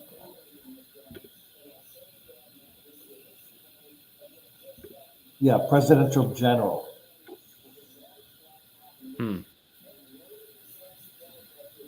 Yeah, I'm not sure. I'm not sure. But also when you go to this, yeah, I'm not really sure what's going on there. They, like I said, they've called Virginia. Others have not. So, but I think we're going to get a call on Georgia soon. It looks like. a call on Georgia? Yeah. I mean, they've got 71% of the votes, precincts in, and Trump is up by 6. Yeah, but there's a lot of Atlanta metro out still. Oh, there is? Okay. There's a ton of it. There's plenty for her to win. It's just a matter of will she win it? And again, I'm a little bullish on. Well, again, let me repeat. I did not predict her to win Georgia, but I think she's going to close the gap, and there's a chance that she could. If she wins Georgia, then I'm going to bed. You know what I mean? Like, yeah. What's he saying? Kornacki is saying stuff about in Martin County in North Carolina. Overall, in rural counties, he's overperforming. She's underperforming. In the rural counties. Yeah. See, that's not all that surprising, though. So then the question is, how much better can she do in suburbia and metro than he does? You know what I mean? And that's where the majority of the vote is. I'm not very surprised that Biden would do better than Harris in rural counties in places like North Carolina. So can she run up the vote in metro and suburban areas? Because I mean, just demographically, I mean, I'm not surprised that blue collar white men who without college degrees in rural counties would vote for Biden but wouldn't vote for Harris. I'm not surprised by that at all. But also there's been a massive shift in people who used to vote Republican pretty commonly, but were always kind of moderate, who are pulling the trigger for Harris. So we're just going to have to see. I mean, that's not something. If you told me that, I'd be like, yeah, that's cool. I get it. It makes sense. 76% in Wake County. She's outperforming. She's outperforming Biden in Wake County, where there's a lot more vote. And if that continues with still a quarter of the vote to come in, that's going to do a lot to take care. Mecklenburg is only 6% in. Come on, Steve, show me well, he didn't. So I'm looking at it. I'm not that concerned that he's outperforming her in rural counties, because that's just something that makes sense. The question is, how much better than him can she do in the urban and suburban counties to kind of close that gap? Yeah, Graham County, North Carolina. But again, look how small that is. She's got 839 votes. Biden only got 905 votes from that county. So I mean, yeah, that's an outperformance by a point or two, but it's such a small vote total. Yeah. You know what I mean? Yeah. So like, it just doesn't bother me that much. Nate Cohen, the other Nate, says that, posted a few minutes back, that Harris is favored to win in New Hampshire and Virginia, but she's doing so with smaller margins than Biden won 4 years ago, and that may be why they haven't called them yet. Yeah. She's outperforming Biden and Buncombe big time. That's good. Huge. I mean, yeah, only half of the vote is in, and how much of that is from Asheville versus the surrounding area? Yeah. Oh, is it? Yeah, Asheville's not fully in yet. Oh, wow. Okay. Well, there you go. So, yeah, I don't know. This is a mixed bag a little bit. And you know what? It was a mixed bag 4 years ago, too. Yeah. You remember? Yeah. And so it's just one of those things. I just, again, haven't seen anything that makes me, really nervous. I I think that In Orange County. yeah, she's destroying him in Orange County with 83% of the vote in, or 86% of the vote in. Cabarrus County, she's holding on to so slightly, but only a quarter of the vote in. Yeah, I don't know, guys. I don't know. Again, I'm not freaking out yet because this is kind of that middle part of the results coming in. She is in Cabarrus County, again, only a quarter of the vote in, but she's doing better than Trump did. In fact, she's winning where Trump won Cabarrus County both elections that he's been in up to this point. Will that hold? Don't know. I think this is a realignment race. Let's talk about that real quick. Will the realignment work in our favor? I tend to think so, but won't know until we know.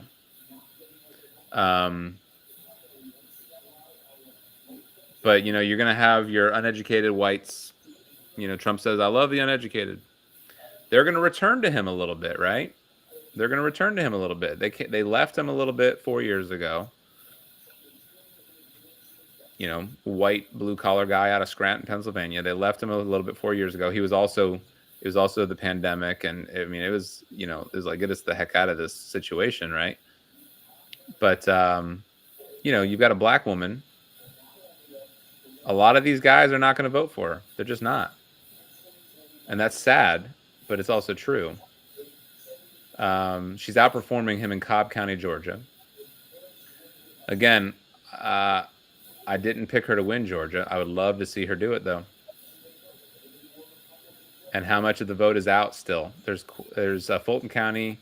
She's right on pace with Biden, although Trump is outperforming his margins by 0.3%.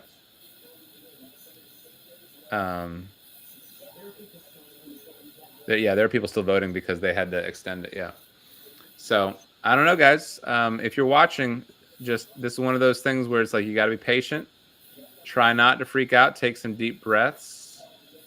I don't mean to sound, Donald Trump has won the state of Nebraska, but they have not divided up the districts yet. So those have not been called. But yeah. What do you got, Ken? You got any insights? I'm trying not to have too much dead space. I'm trying to figure out, I mean, yeah, the needle, but right now the New York Times is very bullish on Pennsylvania. They're predicting 54% for Trump, and I just don't know where they're getting that. I don't know. Yeah, I mean, that's based on polls and things like that. I'm not. Yeah, that's based on things like polls, pre-polls. I don't think that's based on anything besides what the kind of the priors were coming into today. I don't think that's updated based on what's come in today. Again, the needle is very slow to kind of calibrate. And they've got North Carolina as practically a lock for Trump. I don't know. Yeah. Which I'm not happy about it, but as long as we get Pennsylvania, I can deal with not getting North Carolina. But right. Would love North Carolina though. And I really would like Virginia to be called.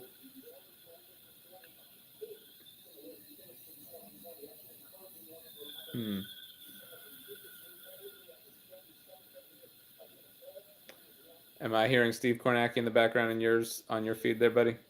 Yeah. What's he saying? I'm looking at him. I see she's over like Barrow County.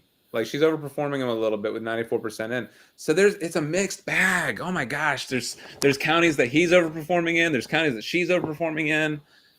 She's overperforming in County right now, and he's underperforming. This is Georgia. So there's a lot in Georgia to be happy about, right? Right. But I don't know. So this is 2020 vibes. We are in that 2020, like, what the heck is going on? That's kind of where we are. That's kind of where we are. Right. Is this waiting game? There's a lot of good out there. There's a lot of things that Douglas County, Georgia. She's up compared to Biden with 94% in. She's up by 4 points compared to where Biden was. Like, there's a lot to like. There's a lot to like. But there's also just a lot that's unknown because, he's going to overperform with those heavily white, uneducated, rural, blue-collar counties. But those are 3,000 votes, 4,000 votes, 5,000 votes at a time, where she's going to overperform in a lot of these urban and suburban areas, with some exceptions, which are hundreds of thousands of votes, Yeah. And so it's just where is the math going to ultimately land is the question. I mean, it could be down to another 11,000 votes, just like 2020. Right. She's overperforming compared to, well, actually, no, he's underperforming, but she's about on par. It's weird. I don't know. I don't get it. It's not lining up precisely. Your friend Danny neat. Newell says if she can get 700,000 out of Philadelphia, she wins Pennsylvania. And the election. I think that's probably right. She was at 300,000 out of Philadelphia a little while ago. So Stewart County is a county that is not a lot of votes. It's less than 2,000 votes, but she's underperforming. But but she's winning that county. So again, folks who are watching, we're in that kind of 2020 dead zone. She's going to win the popular vote. I just think that that's clear. Yeah. But this is going to come down again to a few thousand votes in a handful of states. She has more paths to victory than he does. If she wins the blue wall, he's done. Right. If she wins Georgia or Arizona or North Carolina, he's done. I would much rather be Kamala Harris than Donald Trump right now. We got a projection coming. Is this a state? Rhode Island. Oh, duh. Didn't we already call that? MSNBC is... Okay. Yeah, the Times had it. The Times had it. So MSNBC is behind the 8 ball. This is driving me nuts. This is driving me absolutely nuts. Where's the decision desk on everything?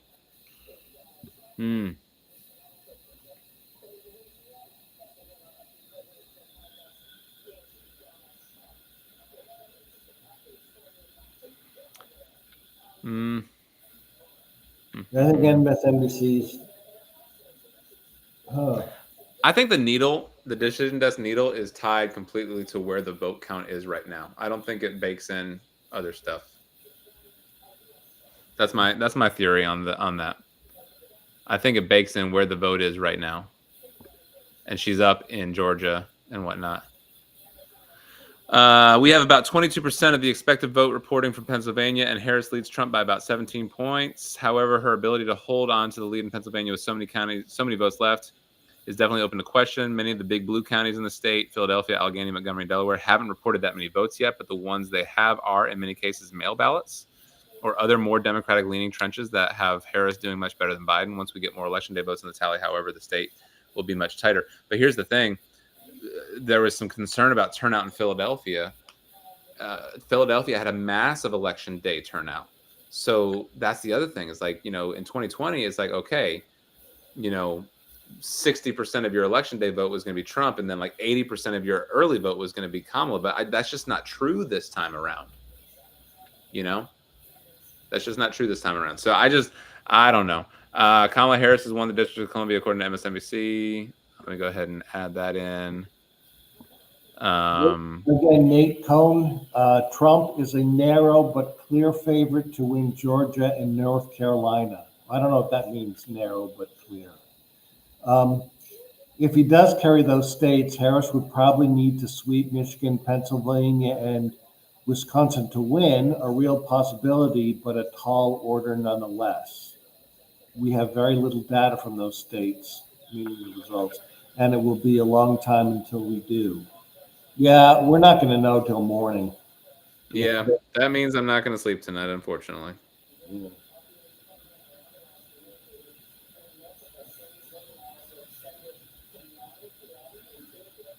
Now, how did Trump just go up? Oh, he must have picked up like Nebraska's. Did Trump get Nebraska's the blue dot? No. He just went up from 177 to 178. That's because he got one of. That's because he got. So Nebraska has 3 independent districts. So he got one of those districts called for sure. Oh, I thought I only had 2. It was 3. Okay. Yeah.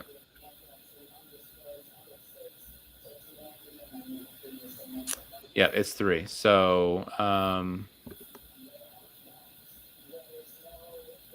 yeah, they got the Nebraska thirds. There's 2 others.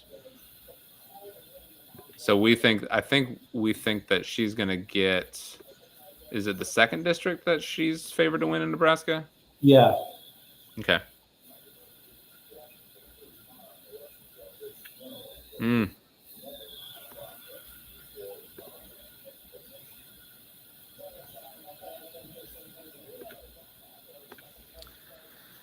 Let's see what some other people are thinking. Bakari Seller says relax. Decision Desk says Kamala Harris will win Nebraska's 2nd congressional district. That's vital. That's Right. vital because if we don't win Nevada, if we don't win Arizona, so if we lose Nevada, lose Arizona, lose Georgia, lose North Carolina, and sweep the blue wall, that congressional district from Nebraska is vital to making sure we win the Electoral College. Do you need Nevada if you get the blue wall? You would only need Nevada if you didn't get the 1 district out of Nebraska. Which we're getting. So if we win the blue wall, we don't even need Nevada. John Ralston thinks we're going to win Nevada, though, which gives us not much cushion because Nevada's only 6 electoral votes. Right. So. Yeah. Yeah. Why hasn't the New York Times called Virginia yet? Come on, guys. Be aggressive.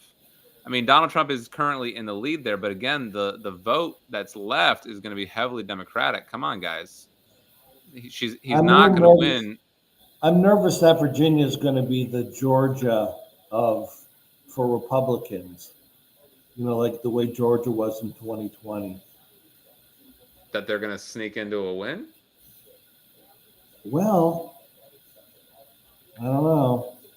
No. Wait, I saw something about Trump. I think Trump won North Carolina, according to somebody.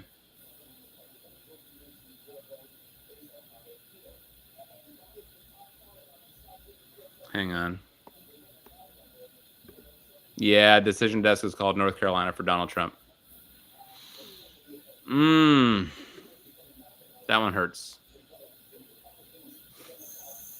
Yeah.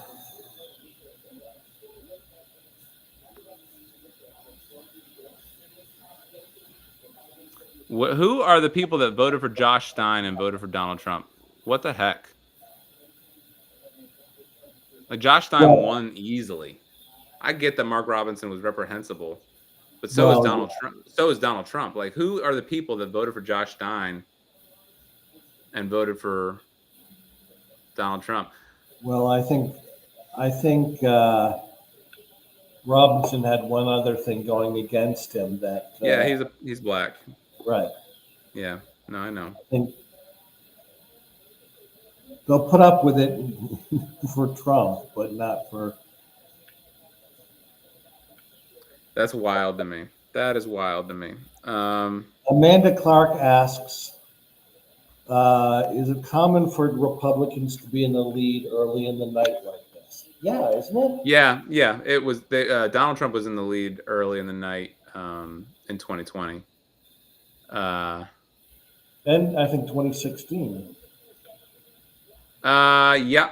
Yep, that one's stuck. Um, Yeah. there's not going to be as much early vote. There's not going to be as much. I'm sorry, mail-in balloting coming in this time. So we have to hope for just a more clear, you know. But so she's still with 80% in Lackawanna County. Is she outperforming? I'm looking at these metrics. What's he saying? Is this compared to? Can we see the 2020 totals?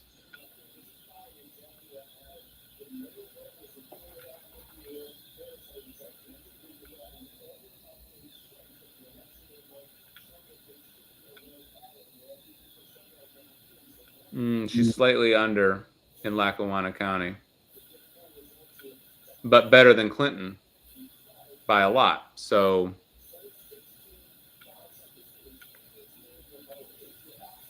And he's the same pretty much. yeah, it's I think negligible, right? It's Trump, negligible. if Trump wins, it's just because he's nickel and dimed around the margins that so many of the, well, not that like the one is small, but Yeah, he, he's just, you know, yeah. Ugh. So my first big disappointment, because I did predict that she would win North Carolina. It was kind of an aggressive prediction. Do we need North Carolina? No, we do not. We do not need North Carolina. We didn't have North Carolina last time. We didn't have North Carolina when Obama was reelected in 2012. So we don't need North Carolina. But man, I wanted it. Man, I wanted it. So that one hurts a little bit. So that's my first little disappointment of the night. Is seeing that. I don't like that at all. And that's again decision desk, but I've never seen them be wrong before. I think it's going to ultimately be very, very, very close in the end in North Carolina. But I think that decision desk is probably right. He's probably going to win in North Carolina.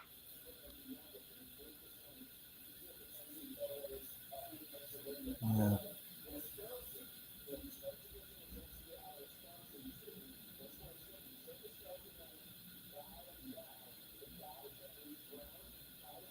Early returns in Wisconsin are favoring Trump right now, but not sure how that's going to go.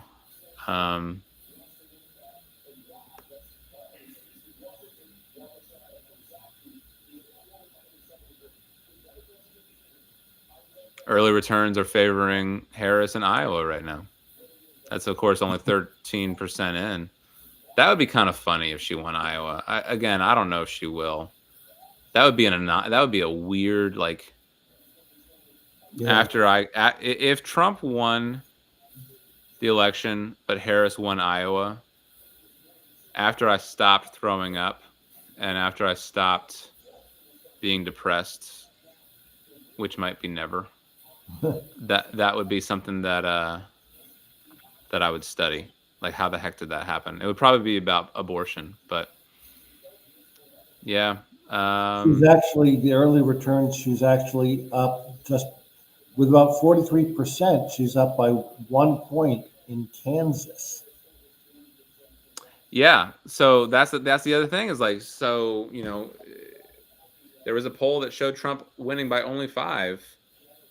It's like, wow, okay, this is interesting. But I'm not sure how she can be shown as being competitive in places like Kansas and Iowa and still be struggling to put things away in places like Pennsylvania, Michigan, or Wisconsin. This is a weird realignment election that I Yeah. don't quite understand. She's Now, in also up, Wisconsin, in Ozaukee County in Wisconsin, she's outperforming with early returns. So while Trump is up, she's outperforming metrics. But once again, this is weird. Like, this is weird. It's just a mixed bag of these benchmarks that I depended on so much. she's also doing well in Missouri. That's interesting. I wonder if abortion's on the ballot in like Kansas and Missouri. Well, Kansas Kansas has been kind of surprisingly, becoming more and more blue. Didn't they reject an abortion thing? I think so.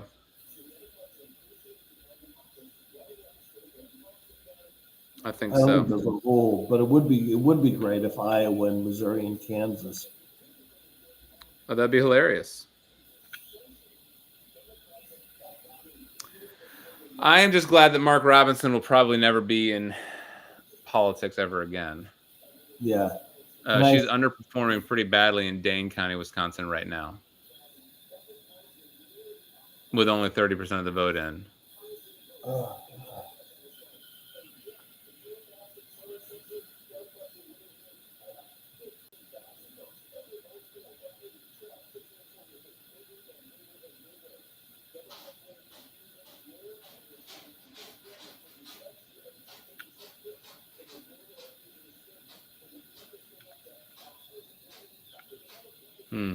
I stayed away from the news today because they were doing Vox Populi.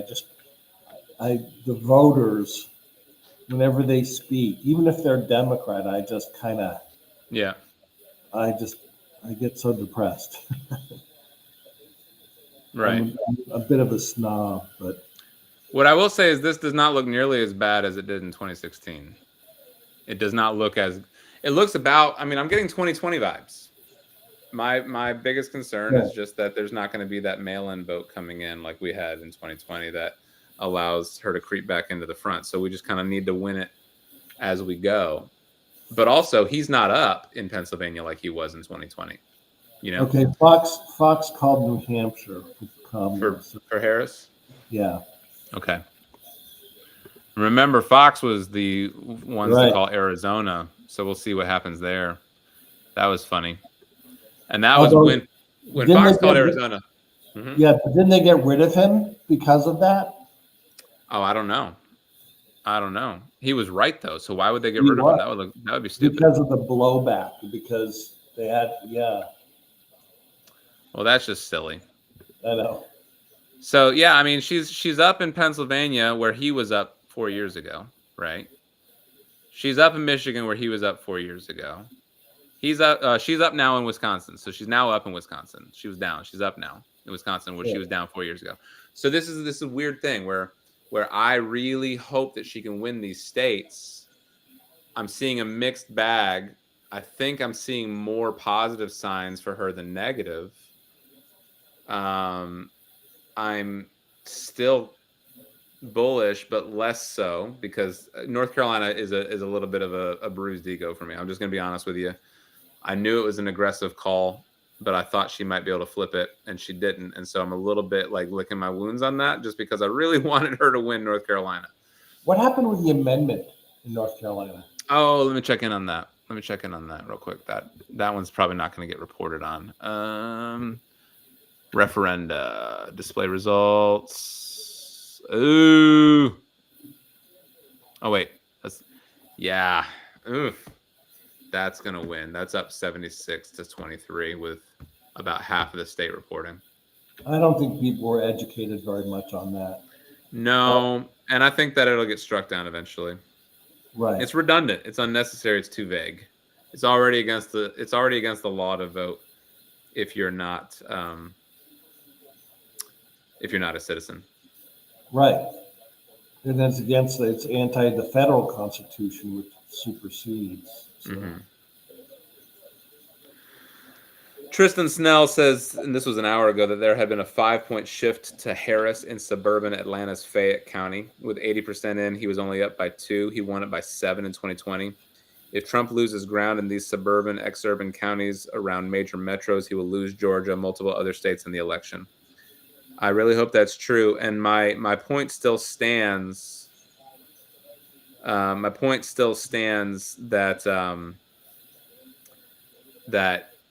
he's outperforming his margins in the very small, like you said, nickel and dime rural areas.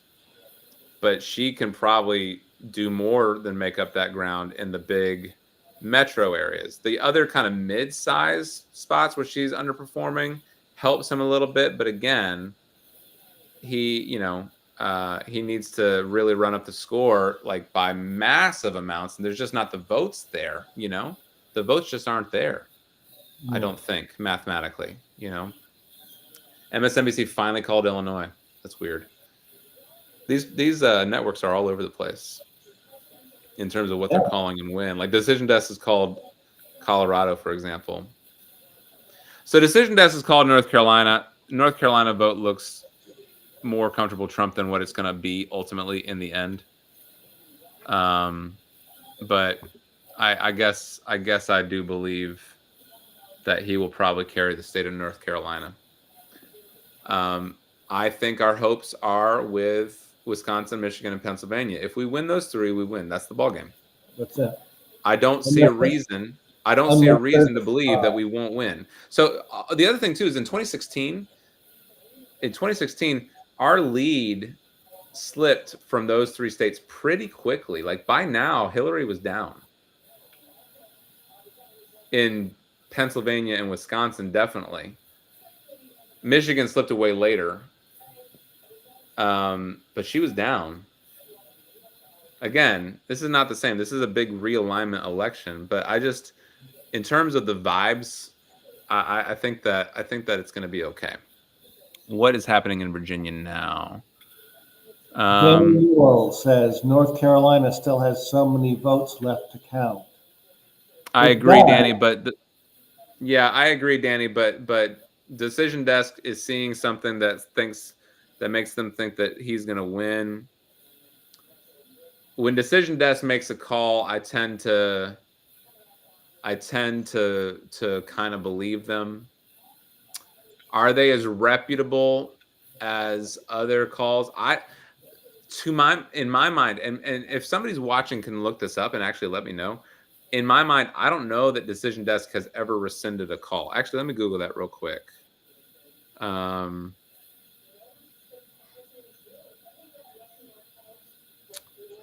Let's see here.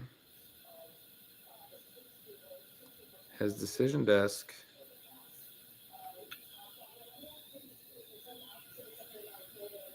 ever been wrong?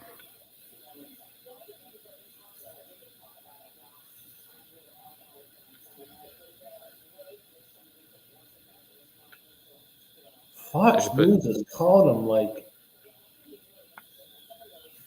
Fox has given Missouri to Trump, Kansas to Trump, Colorado to Kamala. Mm-hmm.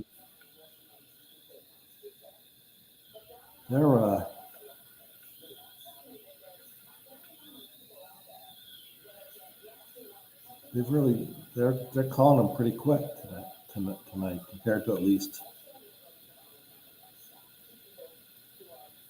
others. It's interesting.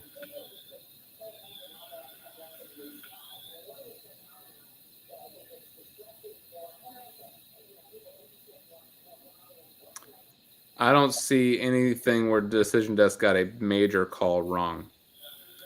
Does that mean it's impossible? No.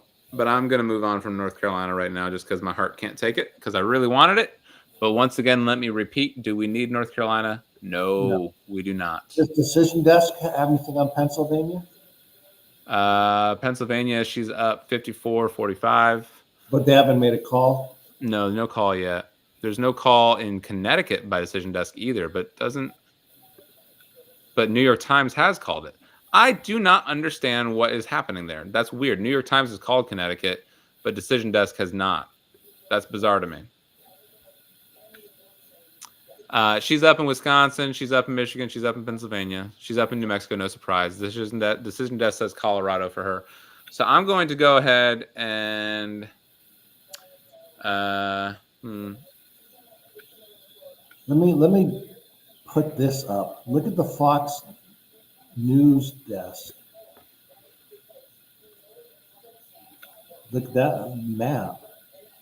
They've got Maine called. Look at that. They got one of Maine's congressional districts called, it looks like. Yeah. Because Maine, like Nebraska, is that wonky kind of, they split their congressional district votes. They gave Colorado. It's interesting that Iowa's still out, even with the Fox News desk. I think Iowa's going to be close. I think Iowa's going to be very competitive. With 13% in, she's up by 10 points in Iowa. 15 I've got here. Yeah, so I think Iowa's going to be close. Is she going to win by 15? Absolutely not. No. Tell you what, if she wins Iowa, we don't need Nevada at all. But we can't win Iowa and not win Wisconsin, Michigan, or Pennsylvania. We need those three, especially if we're going to lose North Carolina. I don't know what's happening in Georgia. I think it's going to be very close. Let's see.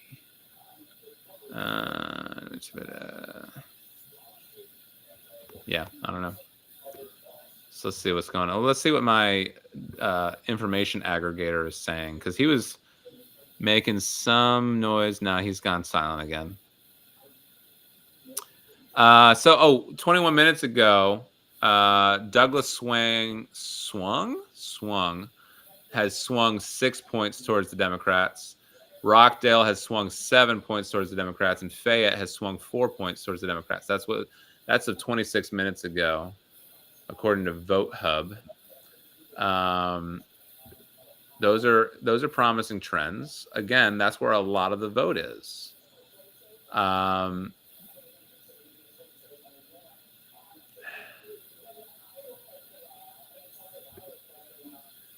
There's a lot of shift red in the fully reported counties. So this is one of those, the smaller counties shifted red, but the bigger counties are shifting blue.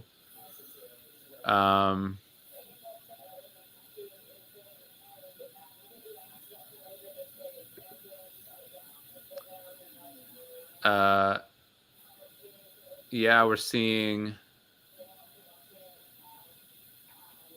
again, these small counties shift red, but only by, a handful of points, right? So that represents hundreds or maybe like a couple thousand votes, versus a point shift in a big county could be tens of thousands or even 100,000 votes. So I don't know. I don't know. This is not as neat and clean as it was in 2020. It was easier to follow in 2020. It was easier to kind of see what was happening. This is not as easy. This is not as simple. So I think that Harris is likely to win Michigan, very likely to win Michigan. I wasn't worried about Michigan. A little worried about Wisconsin, but going into tonight, I was mostly worried about Pennsylvania. Yeah, sure. And a little bit about Wisconsin, but sure.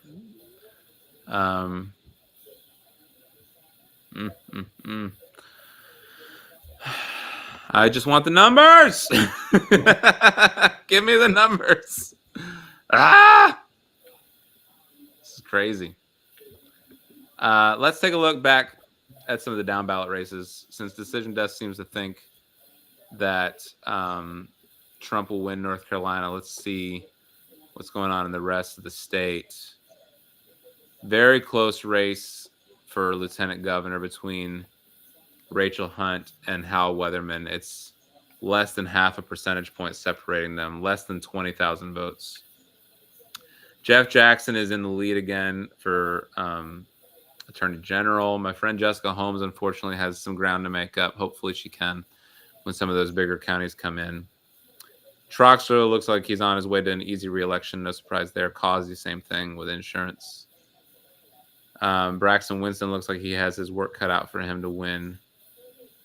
Elaine Marshall is close. I think she'll end up winning, just based on where the vote is. And Mo Green is back in the lead. And based on where the vote is, I'm happy about that, because I think that his lead will only increase from here. So based on where the outstanding vote is, I do believe Mo Green will win. I believe Elaine Marshall will win. I believe Jessica Holmes has a chance. And I hope she does. She's great. I hope she wins. And Dan Bishop, I think, will lose to Jeff Jackson. And I think that Rachel Hunt could win as well, just based on where the outstanding vote is. I think those folks are going to win on the Council of State. Federal, again, I want to know who these people are who voted for Josh Stein and voted for Donald Trump. It's just bizarre to me. I get your point is well made about the race of the two, and I get that. There's a whole lot of racist whites out there in rural counties who are going to be like, well, I ain't going to vote for Mark Robinson because he's a black man, but I'll go ahead and vote for Josh Stein. And I'm like, where's the logic? Right. There's none. There is no logic in racism. So, I'm happy Mark Robinson lost. I'm not happy that the only reason he lost compared to Trump winning, or not only reason, I mean, he had some press that actually made Donald Trump look, almost decent by comparison. And I say that tongue firmly planted in cheek, but I mean, Mark Robinson was truly awful. But a big part of that, I think was race. I think so. And that's disappointing because they should follow that logic and see what an idiot and moron and reprehensible human being Donald Trump is and not award him those electoral votes. It looks like Cruz is it was sort of pie in the sky and nice to think about already. Yeah. Is Cruz going to keep Texas? It looks that way. He's up 6 points with 60% of the vote in. I can't imagine that. Okay. No one's declared it. No one's declared it, but actually, Sherrod Brown's losing in Ohio too. That was another close one people were looking at. Sherrod Brown, what? Is losing in Ohio. With how much in? 58% in. She's down by 3%. He is, yeah. Sherrod Brown's a he, yeah. That's a she? Yeah, I think yes, yeah. Okay. Kansas. Donald Trump won Kansas. Did we already have that? No. So Donald Trump has won Kansas. No surprise. There was a poll that showed it more competitive, but he was still up by 5. That's not a particularly close result. That's outside the margin of error. So no surprise he won Kansas. Be interesting to see what the margins are there, though. That the intrigue with Kansas was that he was up by only 5. And so what did that say about the rest of the country? But what I'm not seeing yet is the kind of in sync nationwide movement that we had seen in years past. This is kind of a weird, like I said, realignment election. So it'll be interesting to see how it all plays out. I still am. Pennsylvania has gotten really close. Again, there's a lot of vote out, and I think most of the vote is still out in heavily Democratic areas, but she's up by 2.3 points right now. Which, if that stuck, would be kind of in line with what some of the polls were saying. So was I wrong about the polls? Did the polls nail? But here's the thing. If the polls nailed it this time, still kind of favors Harris a little bit because she was still, on average, polling better in those blue wall states than he was. Right? Yeah. So if the polls actually got it right this time, congrats, I guess. Yeah. And congrats to us, too, because that points to a Harris win.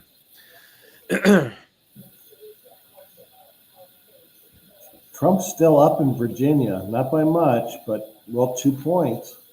Yeah, but a lot of votes still out in Democratic areas. So AP has called Virginia even. So I'm not sure what's going on. I'm not worried about Virginia. Like, for me, Virginia has done what Virginia was supposed to do. I'm not sure why these other desks haven't called it. I guess they're waiting for some more returns, but AP and Decision Desk have both called Virginia. So, I'm cool with it.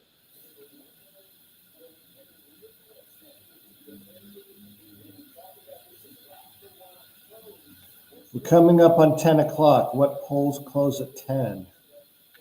I guess the big ones it's going to be New Mexico and Arizona, right? Well, New Mexico, New Mexico, the polls are closed. No, Arizona polls are closed. Yeah, we're gonna see a pretty big. We're gonna know a lot about where Nevada closes at 10. Yeah.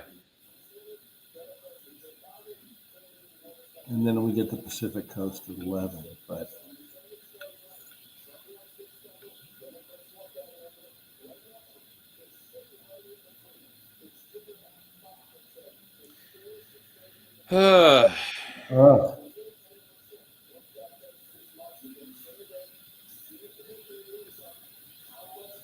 Come on, folks. Call Virginia. And New Hampshire, Jesus. I mean, I know it's only like 2 votes, but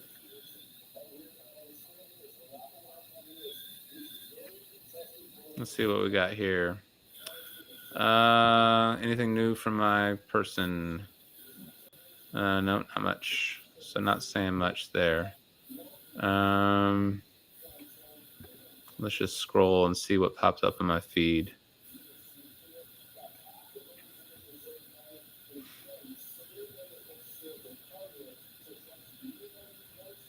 I just love it when I look at these snapshots, like Wisconsin right now, with 1 million votes, or 1.1 million votes. There's only a 70 vote difference right now between Trump and Harris. Right. That's amazing to me. Yeah. It means nothing because, but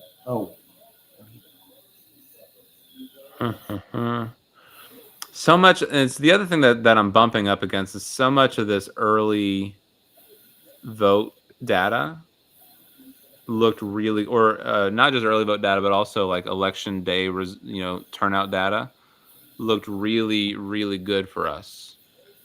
And so I'm bumping against that a little bit. Yeah, I don't know. I do not know. well, that's why when I said I sort of got a little deflated because I was hearing that when I sort of got off my opioids and went to Fox News and other places. They were excited with turnout, and I thought, is this real or is this just Fox News, BS? And I couldn't tell, but Well, Fox News often spews BS. We know right, that. right. They were spewing BS in 2012. They were all in on Mitt Romney. They were all in Right, on but Mitt they Romney. seem to have people on who I had. I mean, it wasn't like Sean Hannity saying it. It was like people I hadn't heard of who seemed to be honest to God number crunchers. And I thought, I wonder if there's something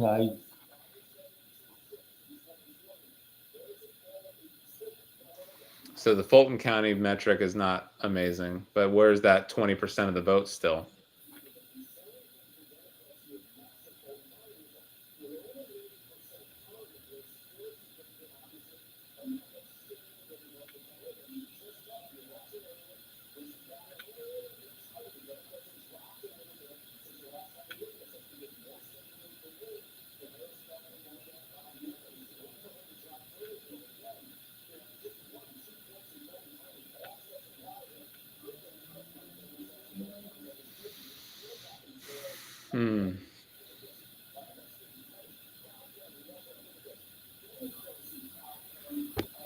Where's the let's take a look at the Philadelphia County vote.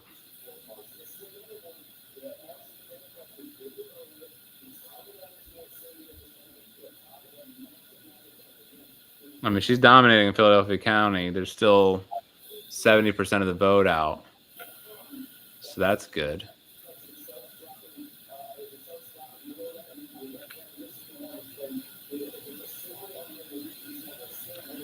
Well, folks, all of our hopes and dreams for a Kamala Harris win, I think. I mean, could we still win Arizona? Could we still win Georgia? Could we still win Nevada? Could we still, win Iowa? But I think all of our hopes and dreams are really going to come down to how we do in Pennsylvania, Michigan, and Wisconsin. which is where I was about a week ago. I thought this is just the blue wall, but I really hoped it was going to be like a blowout in the blue wall. Well, blowout is what's needed to get him to shut up, right? Yeah. No, he's not going to shut up. No, he's not going to shut up. And that's disappointing.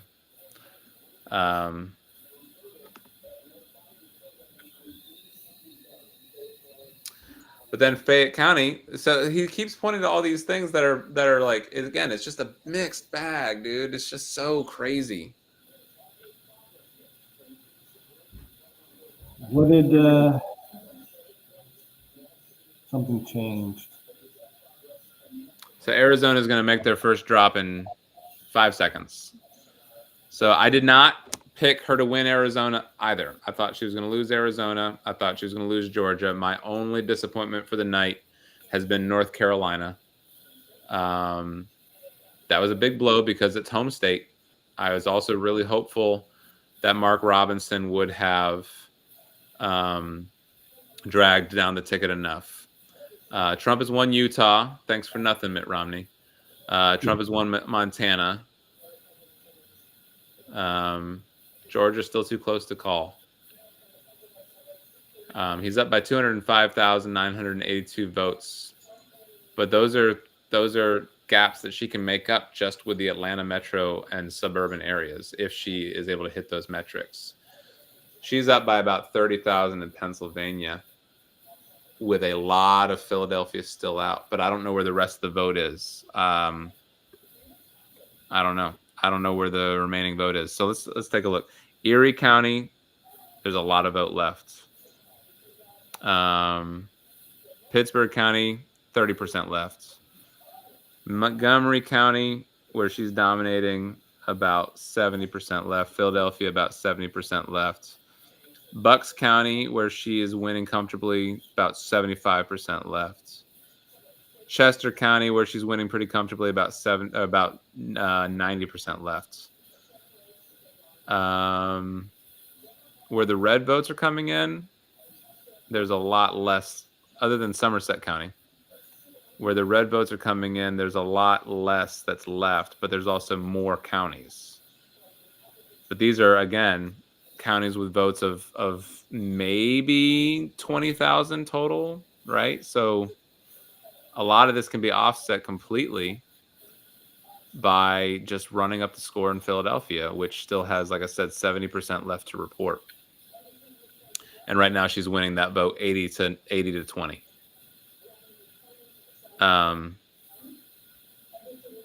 Yeah, so there's that. Michigan, where's the vote? Detroit, Oakland County, 60% of the vote in. Only 1% of Wayne County is in, and Trump's actually winning. That's where Detroit is. Trump's not going to win Wayne County.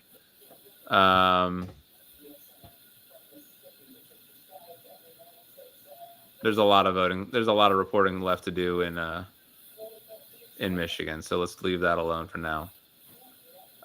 Milwaukee County, about 60% of the vote is still out in Milwaukee County. Dane County, about 50% of the vote is still out in Dane County.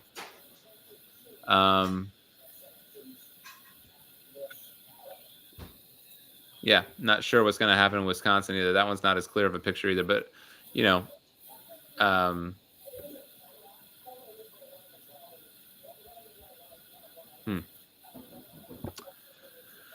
I just don't know.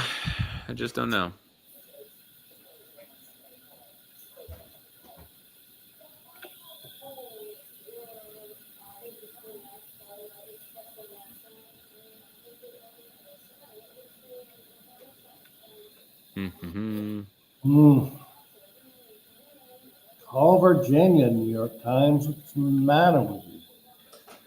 I mean, the New York Times hasn't even called the District of Columbia. Oh, it you know what I mean? Like, so why? You know what I mean? They haven't even called the District of Columbia yet. So I don't understand that.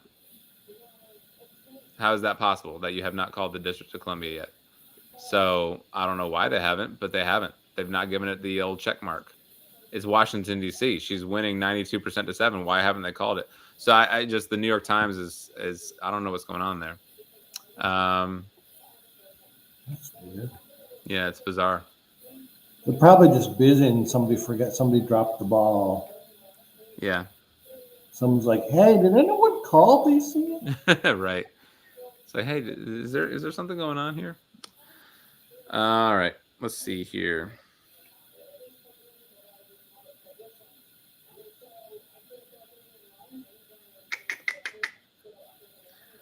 Let's check in with the old folks who are on the Twitters. Maricopa just did a big dump. Harris 50% to Trump 48. Maricopa is obviously the biggest prize.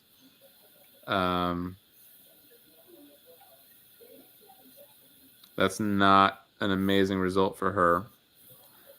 Again, I did not choose her to win in my prediction.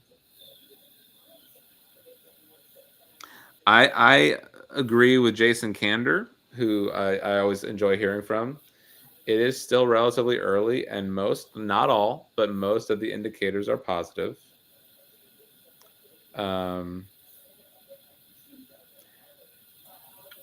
Yeah. I I don't feel as well. Actually, at this time in 2020, I was feeling sick to my stomach, but this is a different election. I feel much better than I did in 2016. So that's my pulse check. I have no recollection of 2016. I must have blacked it out of my memory hole. I don't know. Yeah. I may have gone to bed early. Did it come in late? I may have. I think I woke up to the news. In the middle of the night, yeah. So Trump was winning all three of the blue wall states when we went to bed, but Fox had called Arizona.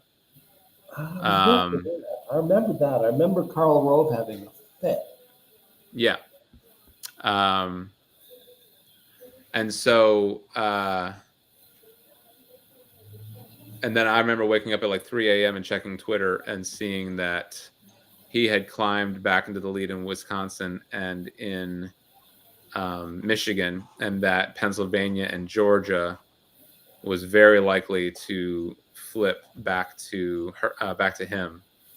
So we'll see. Somebody says that the Georgia margin, this was 15 minutes ago, the Georgia margin on NBC News is 210,000. This is, yeah. How I'm thinking about what remains. Fulton County, at least 50,000 net for Dems. DeKalb County, at least 50,000 net for Dems. Gwinnett County, possibly roughly 90,000 net for Dems. Chatham, 15,000. Clark, maybe 10. Clayton, 5 to 10. Cobb, maybe 5 to 10. Henry, maybe 10. So about 240,000 votes maybe still out there net for Democrats. Does that mean she'll win Georgia? Nope, it does not mean that, but it would be nice. Certainly would be nice. Would love to have Georgia. Georgia or Arizona, either one would make me feel so much better, because right now it's just like, okay, the blue wall is kind of like, it's tight, slip, going back and forth a little bit. A lot of votes, a lot of still positive indicators out there for Harris, a lot to be optimistic about. But it's just like you said, and I think part of it too is I think you and I both are just like, what the heck? How is this guy doing so well? Like, how is this guy winning even one state, much less the majority of states total? Now, granted that he's winning a lot of states where nobody lives, right? Right. But like, how is he winning all these states? It's crazy to me. It just does not make any sense to me how this is possible in this country. And what I'll say, I'll be a little bit depressing here, is that even if Kamala wins, and I kind of, sort of, still kind of think she will, I just don't feel good about this country and my fellow voters. Well, that's sort of my feeling when I listen to Vox Populi. I just sort of, you have these people who are pulling the lever who just, I mean, not all of them are horrible MAGA people, but the rest, the ones who pulling the lever for Trump just are clueless. I'd say about a quarter of Trump's base, maybe 35% of Trump's base are here for the authoritarianism and Yes. for the racism and for the fascism and for the sexism and for all that, for the ultra white nationalism. And the rest just liked him as a game show host. Yeah. or you know, or they're just like, well, he's better than the alternative because the policies. And I'm almost not sure what's worse. I mean, for the folks who are like reprehensible, at least they're doing it with their full chest, right? Right. The people who are just like, well, I don't like him, but I'm like, there are more important things than tax cuts and Supreme Court justices. You know, the sanctity of our institutions, the rule of law, the democratic process, these things are all more important than all the other things that we debate.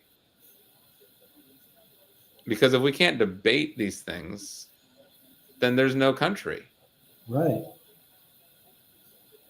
And so that's what bothers me, you know, about the folks that are like, well, I don't like Trump, but his policies. I don't give a damn about his policies. I don't give a damn about Harris's policies at this point. That they line up with my preferences is a bonus compared to the fact that I know that she's going to protect the rule of law and uphold the Constitution.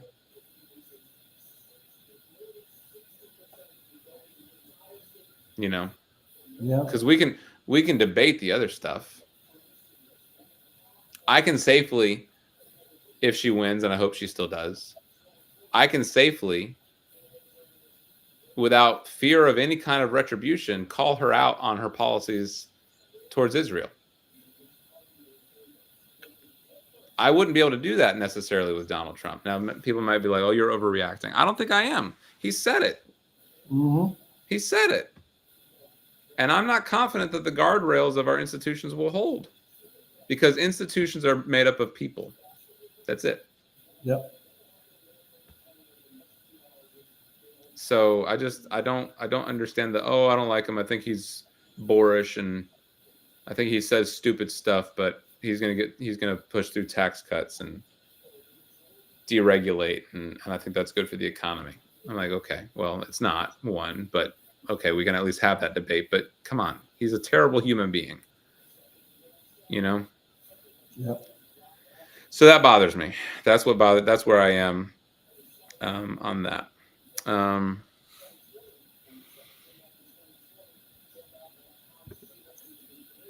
Boy, the numbers out of Pennsylvania are just getting worse and worse, and Wisconsin. Yeah, but again, those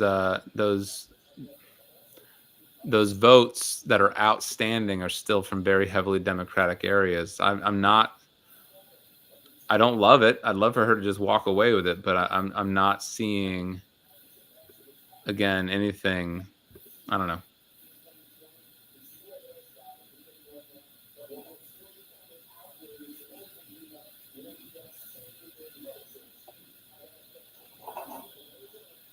Like, let me put this one up. This is like, I don't know if you can see this. On the left, you've got. Yeah, that's the vote that's come in, and then you got the estimate of the remaining vote. But I mean, you've got those big blue circles. But then if you take all those, the collective small red ones, most of that's northern Wisconsin. There's probably a total of 50,000 votes there, and that whole top half versus Milwaukee County, which is going to be on the order of. In terms of the area of the red circles, because the bigger the circle, the more the votes are. I mean, they look like they're comparable. Mm. You know, you got like 2.5 big blue circles, and then 30 small circles, and I think they're pretty much both the same in terms of he's getting the rural vote big time Yeah. in like 30 rural counties, and she's doing great in the in the urban suburbs.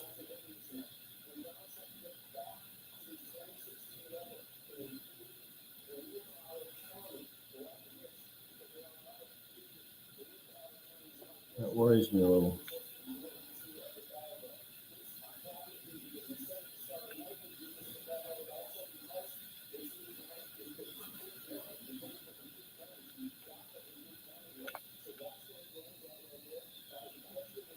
Is Steve talking about Pennsylvania?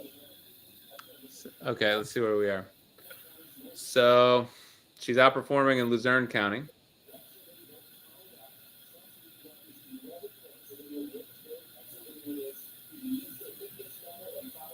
Philadelphia County, only 50% in. There's a lot of vote in Philadelphia County left to come in. A whole lot.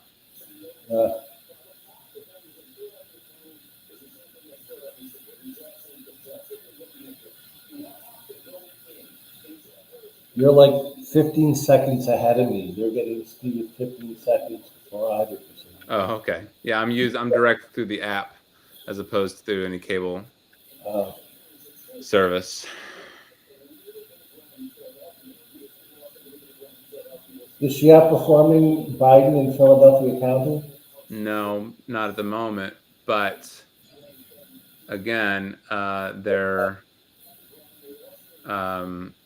is only 50% in. So there's a lot of vote from the city of Philadelphia proper to come in. So we don't know what's gonna happen there, because a lot of this is also early vote. And remember, Republicans cannibalize their election day vote. So I don't know. Well, is it early vote? Because I thought the whole thing with Pennsylvania is they couldn't.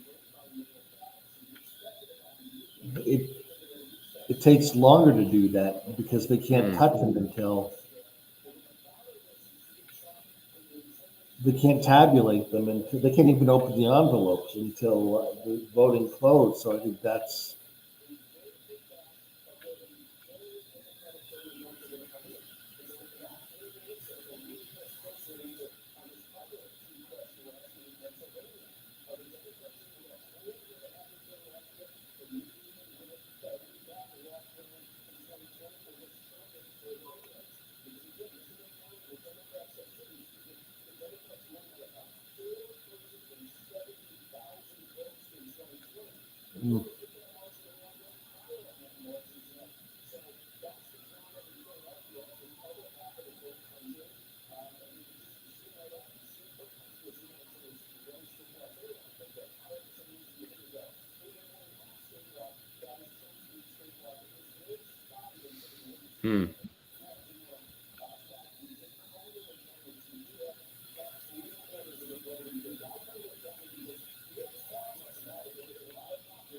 Let's see.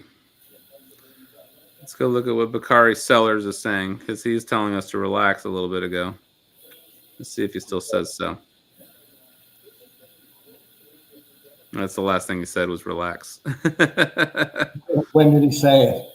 An hour ago. These two sheets to the wind. Yep.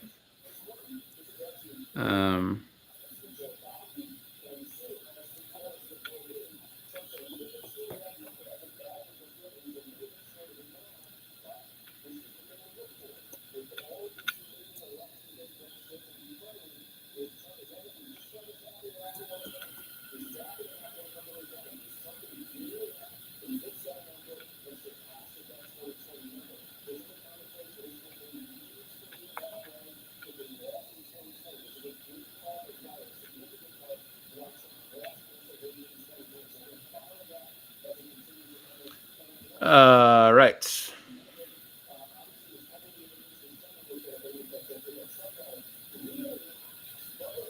Let's take a quick gander at where the Council of State vote is for North Carolina, just to check in there.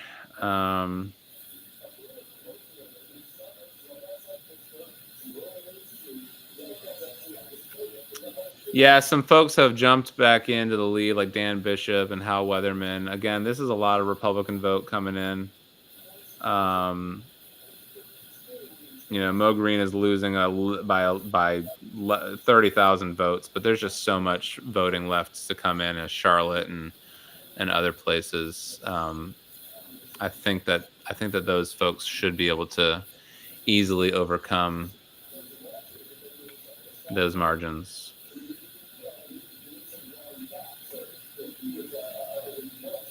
So I'm not worried about those down ballot races yet. Let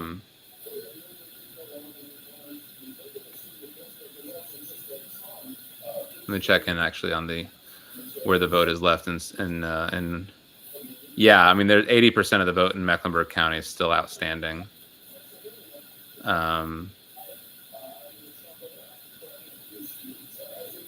So that's going to be a big dump is from Charlotte. That'll help out a lot. The New York Times finally called the District of Columbia for, like, how are you just now calling it? Call Virginia for crying out loud. She's back in the lead by 0.5%. Like, she's going to run up the score there a little bit more. There's more vote to come in. Like, call it for crying out loud. Goodness gracious. Fox hasn't called it either. But she's going to win it.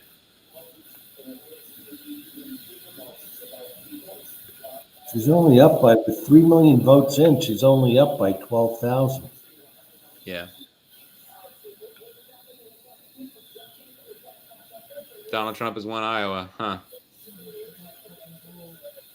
So Jan Seltzer was wrong. He won Iowa. The Golden Girl. Well, again, much respect for her. She put out she put out what the data said, And it was, it was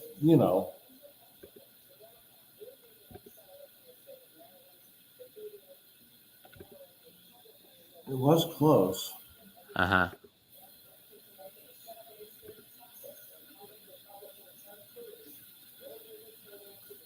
Oh, Ted. Yeah.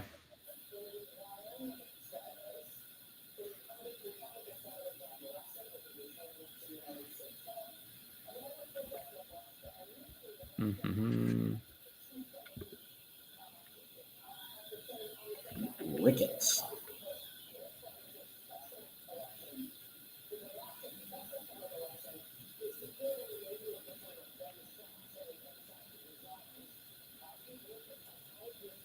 Yeah, if Iowa holds, she was quite a bit off.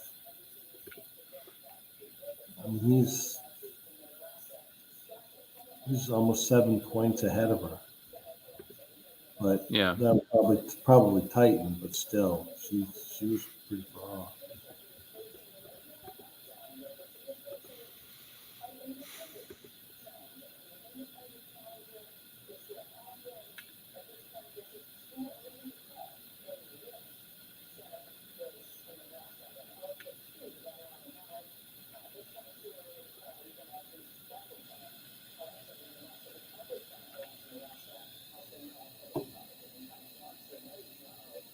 I need them to make a call in Virginia.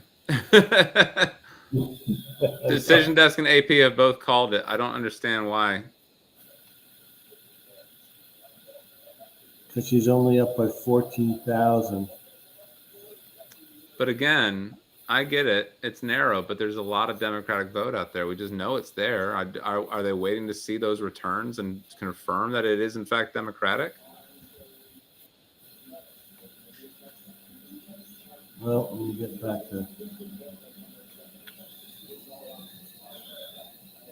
Virginia.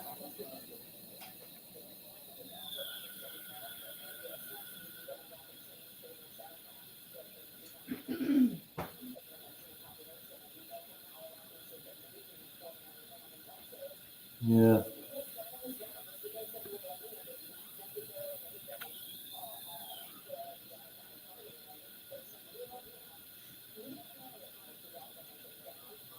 Oops.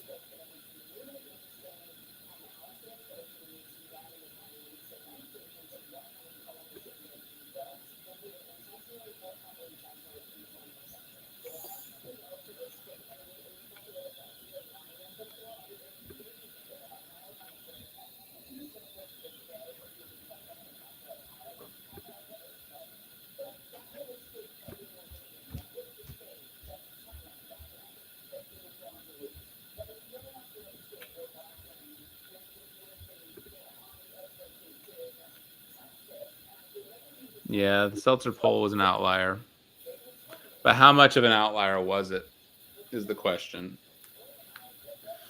She started off strong in those numbers. Yeah. How much of an outlier was it? Most people were saying they thought it was an outlier. Most people were. I kind of Mhm. got a little bit, distracted by the shiny objects and I was like, oh, might as well. But I also said that I was very low confidence that she could win Iowa. I think she'll be more competitive in Iowa. I think the Seltzer poll picked up on a competitiveness, but competitiveness doesn't matter at this point. You got to win the votes. And Yep. so she didn't win the votes. But again, we don't need Iowa. So we're still hoping and praying that the outstanding vote in Philadelphia, the outstanding vote in Milwaukee and Madison are enough to carry us over the finish line. I'm not worried about Michigan at all at this point. So yeah, we'll see. I We'll mean, see. isn't that's the only way that Kamala wins right now. I mean, there were. Well, I Because mean, she could still win Georgia, maybe, right? I know. I mean, Um, I don't think so. no, No. I mean, 91% of the votes in, Trump's up by 3%. I think ABC called it. I'm not quite sure, but I think someone called Georgia already, which doesn't mean necessarily that they're right, but I think somebody called it Georgia.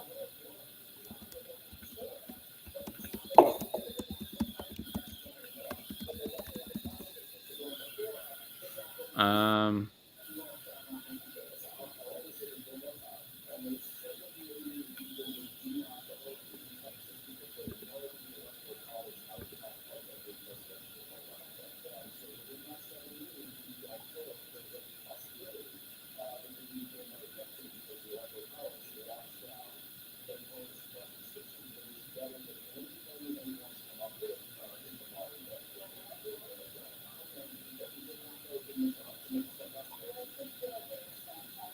I don't see any call from it. I'm on ABC right now. I don't see them having called Georgia. Okay, maybe I just read something.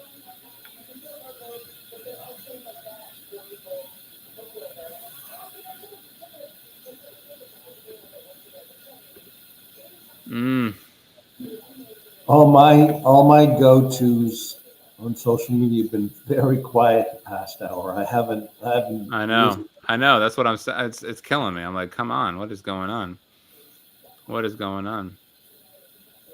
It's weird. Like, New York Times has Michigan as lean Republican, but Wisconsin and Pennsylvania as toss-ups. I don't know what they're seeing that I'm seeing. I think their needle is just not very well calibrated. Yeah, I stopped looking at the needle. That was giving me too much anxiety. Yeah, I'll I put just it don't up. think I'll put it up for people who are watching, but it's. let me see if I can find it again.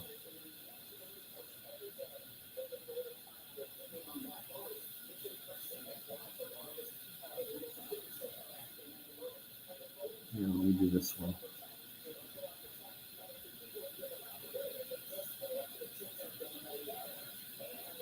They've got Michigan is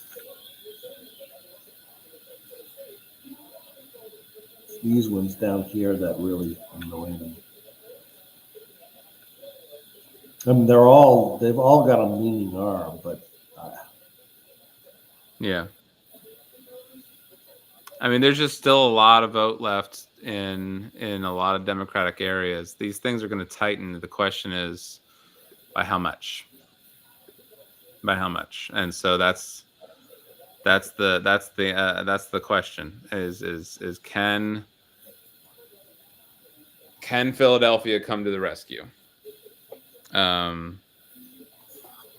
again, this is Nate Cohen. He says that Trump has a fairly decent chance. It's Harris is still ahead, but Trump has a fairly decent chance of winning the popular vote.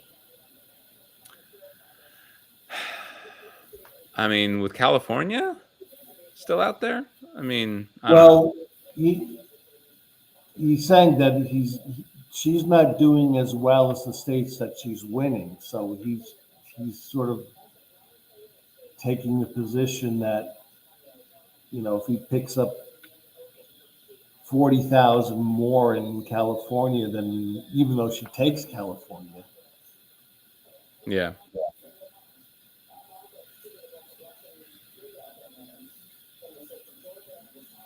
I need numbers. In fact, I'm getting off this needle page. Decision desk has called Georgia for Trump. Yeah, the Times Needle has Trump winning the popular vote. So. Yeah, decision desk has called Georgia for Trump, unfortunately. Okay. And they, like I said, they haven't been wrong yet.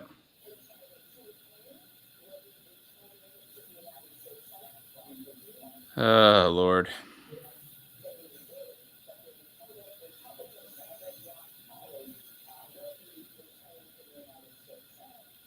Well, Tim Kaine won. Did That's you good. see that live sketch?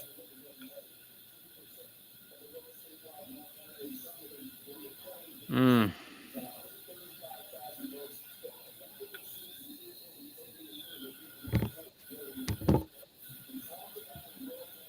don't know why they can't call New Hampshire either.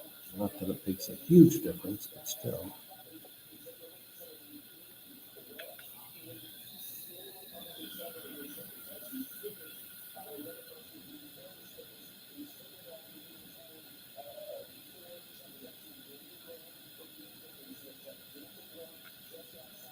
Ruben Gallego beat Kerry Lake in Arizona. Good. That's good. Yeah. But I mean, will Kerry Lake drag down the ticket enough to screw up Trump? I don't know. I don't think the Maricopa County result was good enough, frankly. And I didn't pick her to win Arizona. I didn't pick her to win Georgia.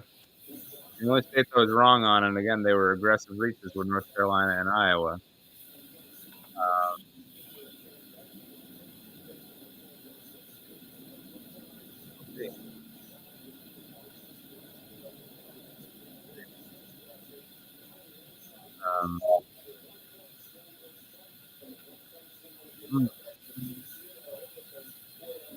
What happened to you? I can't hear you. I'm still here. Can you hear me? Yeah. Yeah. I'm still here. We're people who are watching, we are only going to stay on for a little bit longer after polls close out west.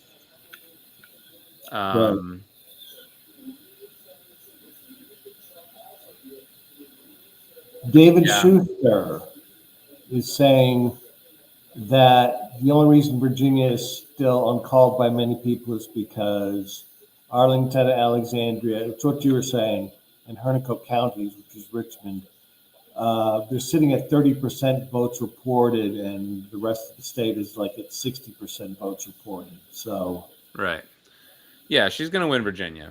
I don't love that they're waiting to call it. I don't know if that means that she's not as strong as she should be, or if that's just something different going on.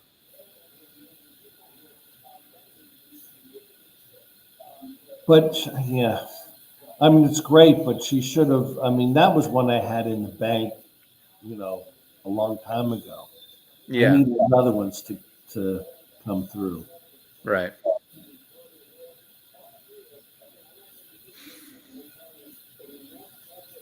I mean, if she lost Virginia, I would go to bed.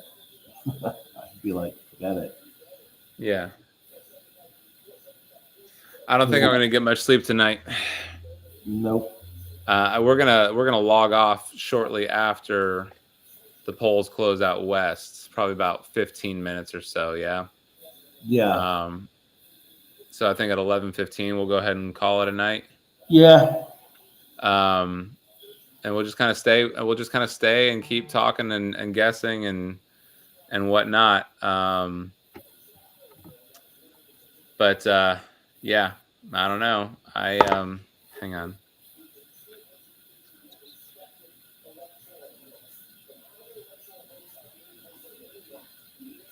The heck is that?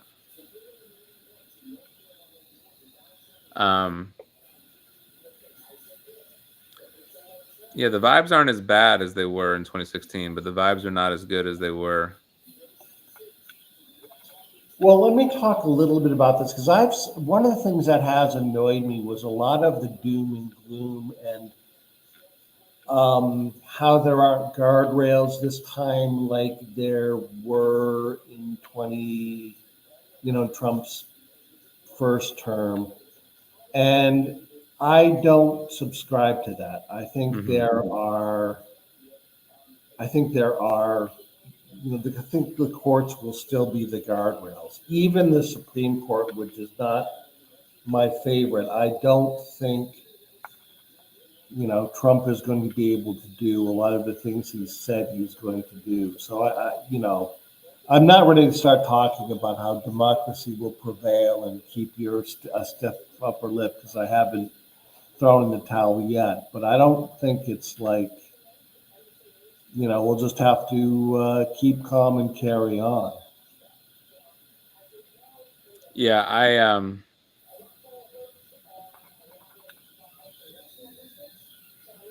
mm,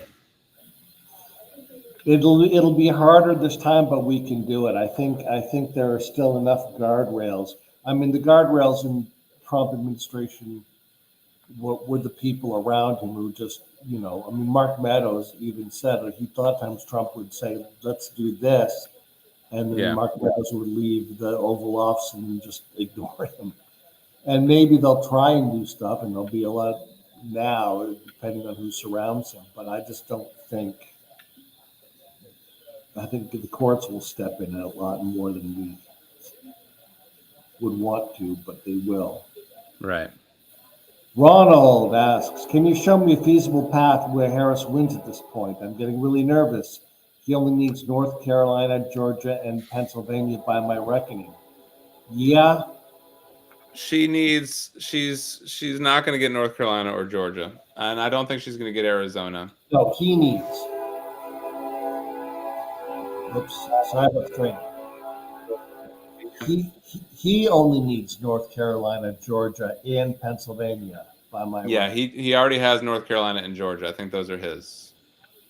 Yeah, Pennsylvania's the ball game. Pennsylvania's the ball game. There is a lot of vote in Philadelphia. How much is the question? But there is a lot of vote in Philadelphia. But don't sleep on Wisconsin either. We need to make sure about what's going on out there. It's very close. There's a lot of vote in Milwaukee and Madison out. They are at about 53% in. Ken, can you pull up those where the votes are remaining maps from the New York Times again? For what state? Let's start with Pennsylvania.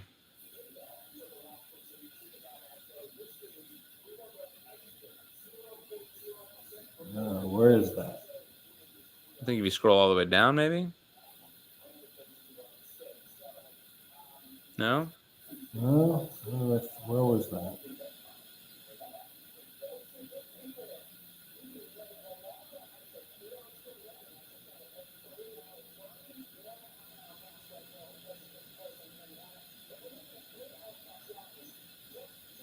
Oh.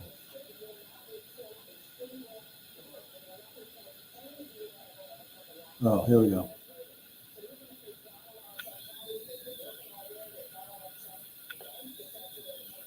Yeah, there's just a lot. And those are estimates of how much is out there, but that's a lot of blue votes in that southwestern part of the state. Yeah. Pittsburgh's pretty much in, but yeah, you got Chester County's only got 41 or 11% in. Mm-hmm. Delaware County's got less than half. Montgomery County's got 39%. And so those estimates are how much of the vote share they think is going to be Democratic. And I think they're being a little bit bearish on Democratic votes coming in. But I just don't know. Philadelphia turnout was so big today. It was so big today. Yeah. Well, Philadelphia County, only 56% is in. Which one? Philadelphia. Philadelphia County, and that's a little more than half, but look how it's 77 to 21%. Right. So yeah.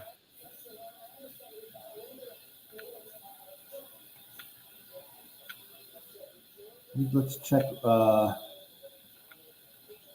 check Wisconsin. That same map, if we can find it again.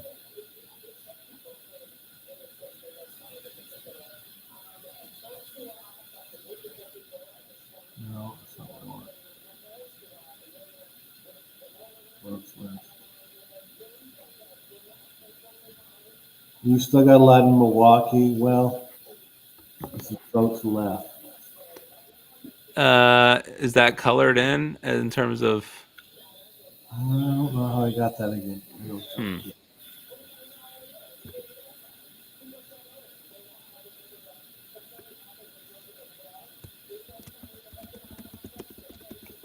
Well, the bigger the circle is votes left. Okay.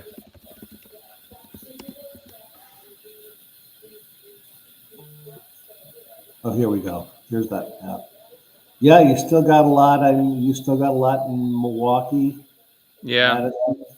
Yeah, and those are dominant Democratic areas. And yeah, like your point is well taken about, but you can only make those red dots so small, right? Like how much is actually in those red dot areas? I mean, those are very rural, remote parts of the country. Right. So I just don't know. Like I don't know. I think. I mean, it's possible we see this become. It's possible we see this become very like we're maybe 276 to 63 or whatever, or whatever the math is. You know what I mean? 262. I think she's going to win Michigan. I do think she's still going to win Wisconsin. But see, the weird thing is when you look at the New York Times, this is why I don't know how I feel about their predictors, right? Like you hover over Michigan, it says lean Republican, but Pennsylvania is a toss-up. Wisconsin's now lean Republican. I don't buy that. Yeah. Yeah.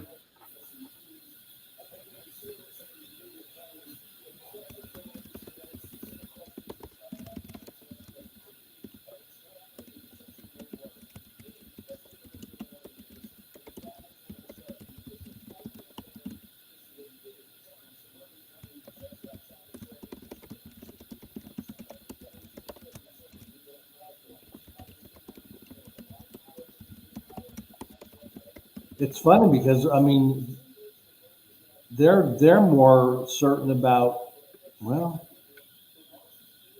yeah, it's weird.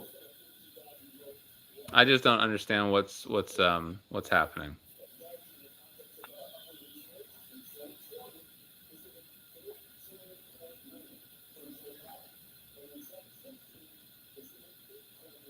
The Detroit numbers coming in from Michigan are very good for Harris. That's again where a lot of the vote is still.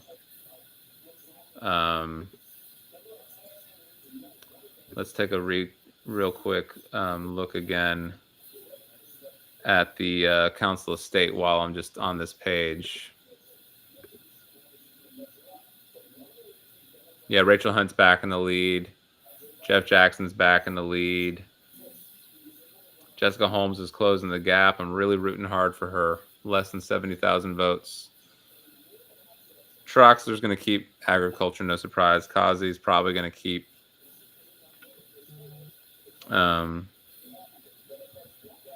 insurance. Elaine has been in the lead. Mo Green's back in the lead. So Council of State is looking good for us, by and large, for us Democrats. I don't understand, and it's been this way for a long time, right? It's been this way in North Carolina for a long time, where we vote for Democrats at the state level, but we vote for Republicans at the federal level. I don't understand how you can pull the trigger for Donald Trump and then turn around and vote for somebody like Jeff Jackson and Mo Green, who's a black man. Granted, it's a lower ballot race. Maybe people don't know that. I don't know.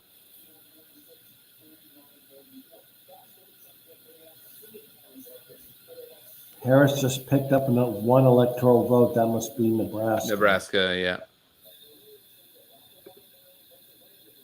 yeah. No, she picked up Maine's first congressional, according to the New York Times. And she'll win Maine statewide, too, most likely.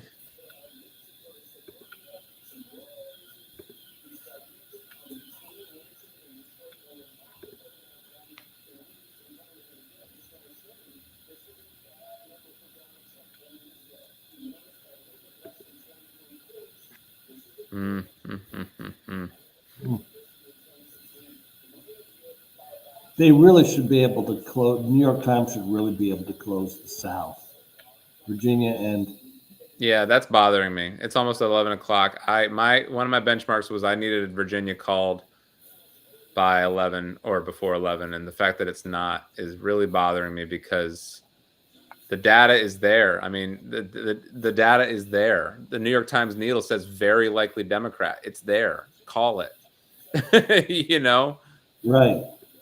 And the fact that they haven't is just really bothering me.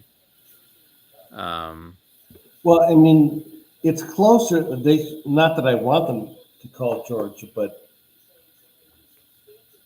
Georgia, I mean, Trump's up by 3%, and they've got 91% of the votes in. I don't know. Yeah, I mean, Trump's going to win Georgia. Right, but they should be able to call it. I mean, even I can make that call, and I'm not a statistician. I mean, yeah.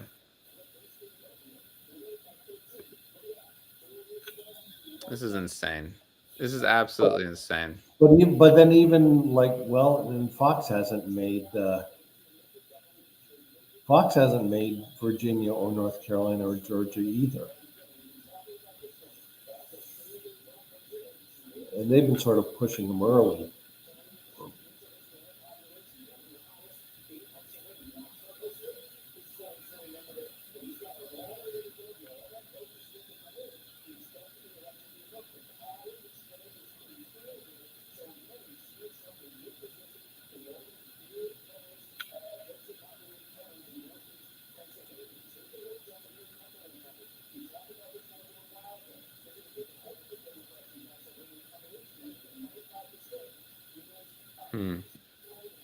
Is it weird that I'm actually starting to get a little more nervous about Michigan and Wisconsin than I am about Pennsylvania? No, because but it's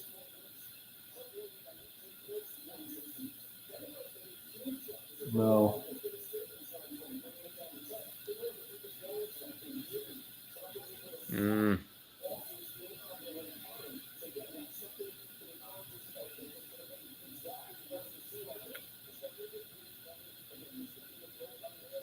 Especially Wisconsin, man. It's got 57% of the vote in, and Trump is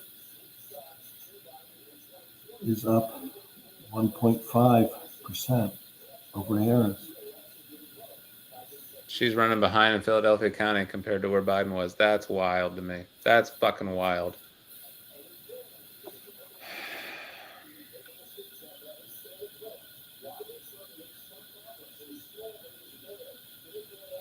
Is that going to be an argument? You think that if she loses, that we should have stuck with Biden? No, I don't think so. I think for as strong as Biden was with a lot of these voters in 2020, he was very old and very unpopular, and I just don't think that he was able to overcome that stuff. I think that Kamala immediately closed that deficit in the polling. Like Biden was behind by like 10 points nationally. Yeah. Granted it was in the summer, but like Kamala closed that gap almost overnight. You know? Yeah. I think this race is already over in Trump's favor if Joe Biden were still on the ballot. Yeah. I mean, unless there was a shift in the way they were campaigning, but it was just there was no real campaigning going on, and that debate was so painful to watch. Oh, And so I just what? Kelly, oh my God, New Hampshire got it. Yeah. Oh, I think that was expected, though, right? yeah. Well, so a little bit, but I was holding out hope. Sure, I hear you. My home state. Well, I'm not moving home. That's for sure. Sorry, all my New Hampshire peeps. New York Times, you have 9 minutes to call this thing for Virginia. I swear to God. Golly, I'm dying here. Well, let's check some of the other. Okay? Fox hasn't called it. New York Times hasn't called it. Let's see what's ABC hasn't called it. Really? Really? What else is out there? What's Politico up to today?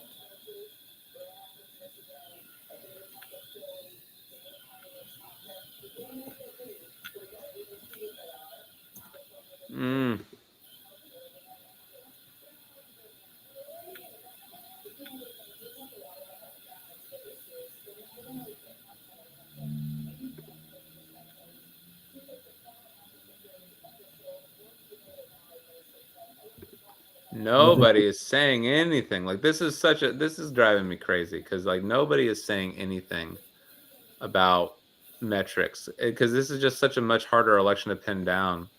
Yeah. Like 2020 for as crazy as it was of an election season, was kind of like the patterns were predictable. You could kind of see what was happening. You know what I mean? Mm-hmm. So I don't know. Let's see. Let's do so. This is my favorite part of elections: are ballot measures.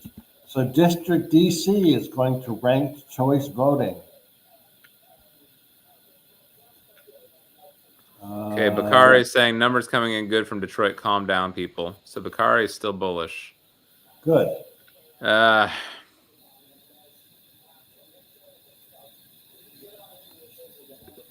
Bakari is also a Democratic operative. Oh. So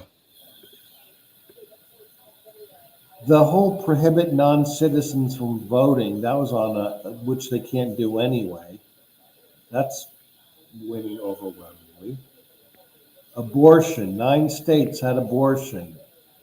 Colorado created a right to an abortion. Florida right now, that's still too early to call. Maryland they codified a right to abortion. Missouri, too early to call on right to abortion. Nebraska, too early to call on right to abortion.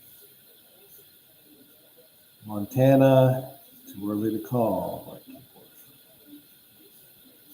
Florida looks like it's going to legalize marijuana.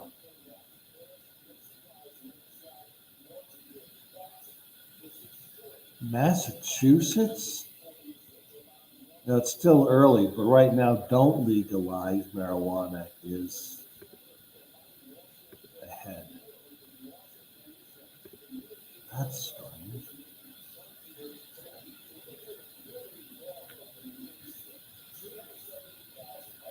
Nebraska, on the other hand, loves their marijuana. Apparently, that's going to win.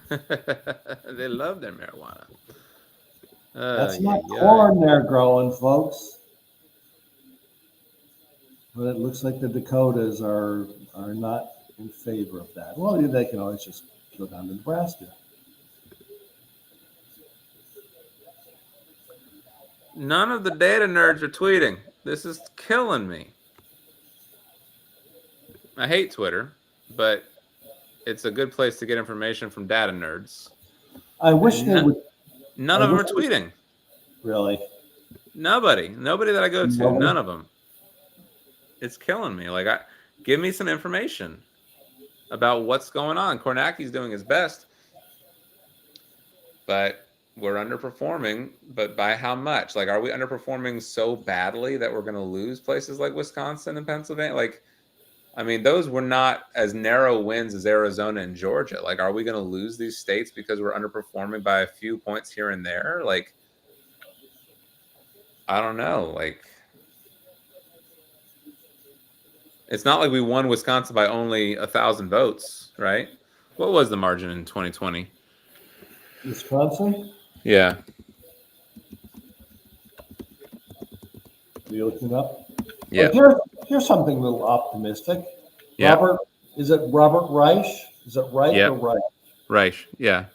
I mean, he's saying something that's true, but it probably bears repeating.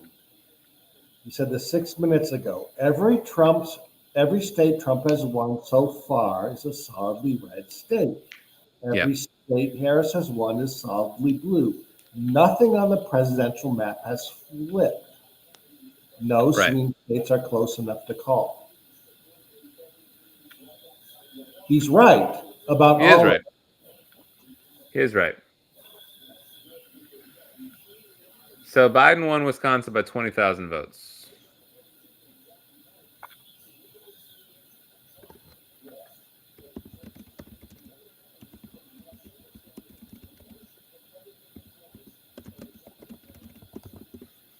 He won Pennsylvania by not quite 100,000 votes. Well, the next poll closings are in 3 minutes, and we'll stay on for a few minutes longer. Right. It doesn't look like I'm going to get my Virginia call by 11, at least not by the major networks, which is what I was really hoping for. But that doesn't necessarily mean much. Trump is up by over 100,000 votes right now in Pennsylvania. But again, there's so much left to come in from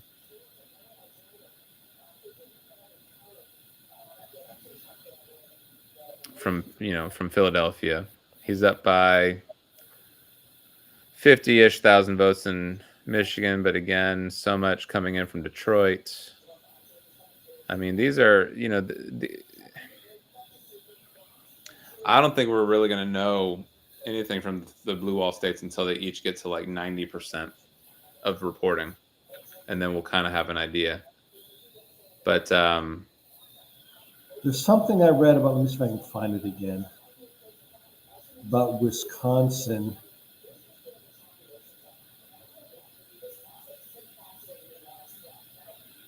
A state official told CNN that full unofficial results in Wisconsin are not likely until the morning after the election. Say that again. In Wisconsin, a state official told CNN that full unofficial results are not likely until the morning after the election. Okay. So don't expect Wisconsin tonight. No. I mean, even 538, they're talking about down ballot stuff. Guys, like, come on. Like 4 years ago, I had so much more to offer you. I'm so sorry that I don't. Like, I don't know what's happening. I don't know why nobody's talking about, like, oh, here's what's happening in this county. And here's Kornacki is. But the question is, like, okay, yeah, I see that there's some underperformance happening. I get that. But what is it like?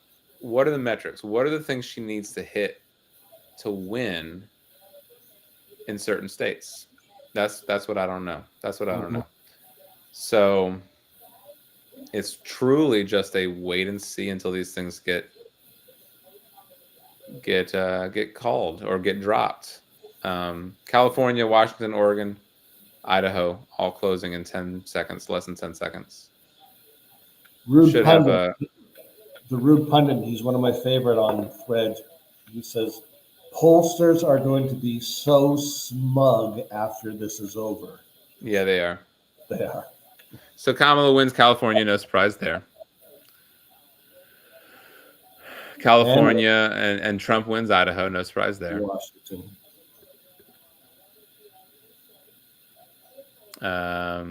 Washington, too early to call. That's surprising.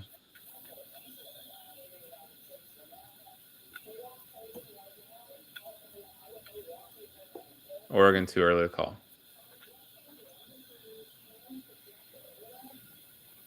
Did Nevada just close? Yeah, Nevada closed actually, I think, at 10 o'clock. Oh, okay. Man, 0% reporting in Nevada. Oh, maybe they haven't closed. What's that? No, they closed. Yeah, they closed at 10 o'clock. 10, but there's 0% reporting. New York Times is actually called Washington. So New York Times is called Washington for Kamala Harris. I read something about Nevada's. Yeah, Nevada and Arizona, according to this Times article, Nevada and Arizona could take days.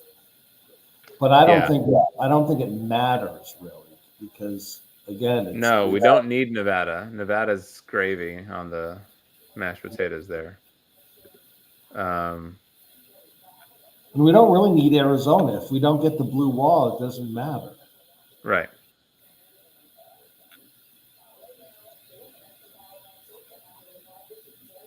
I mean, Arizona matters. How many electoral votes is that? That's 10. Arizona matters if we win Pennsylvania but lose Wisconsin. You know what I mean?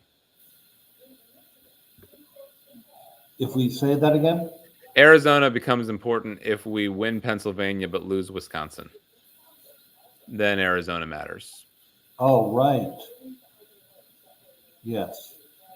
Arizona also matters if we win Nevada. Oh, no, it doesn't quite make up the difference. 4 years ago it did. Something that's happened since then is the delegation numbers have changed. The electoral vote numbers have changed because of the census and the reallocation. For example, North Carolina has 16 electoral votes instead of 15 like we had 4 years ago. Right. And so Arizona and Nevada added together do not make up the difference if we lose Pennsylvania. Right. They would make up the difference if we somehow lose Michigan, but win Wisconsin and Pennsylvania. Yeah. So, all right. So California and Washington are in our bag. Decision Desk has not called Washington, so that's a rare case of where the New York Times was ahead of Decision Desk on something. Oregon, yeah, Fox has called Oregon. I'm sure, probably. Fox called Oregon. Yeah. So no Virginia call before 11 o'clock. I'm very disappointed. I'm going to try and go to bed with what Robert.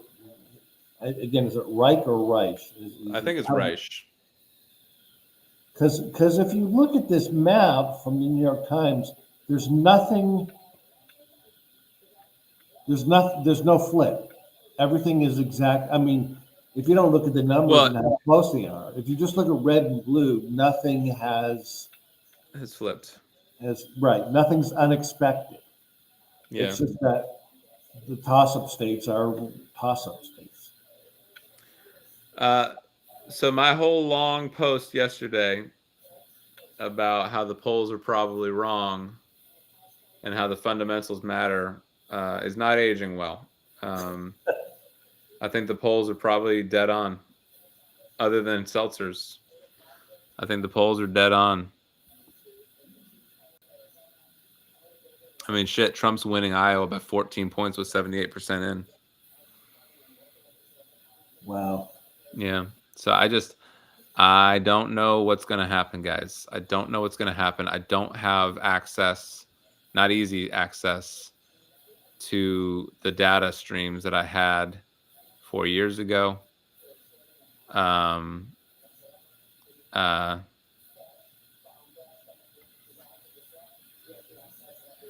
years ago, I went to bed saying I'd rather be Joe Biden than Donald Trump.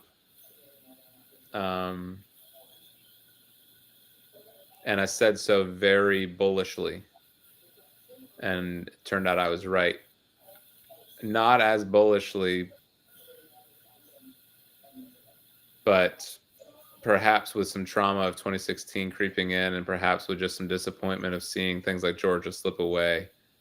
Even though I didn't think we were going to carry Georgia, it still kind of sucks to see it slip away. I guess I would, if I had to say, I guess I would say I'd rather be Donald Trump than Kamala Harris in this election at this point. I hope I'm wrong. There's reason to believe that she can still pull it out in the blue wall states with how much vote is left.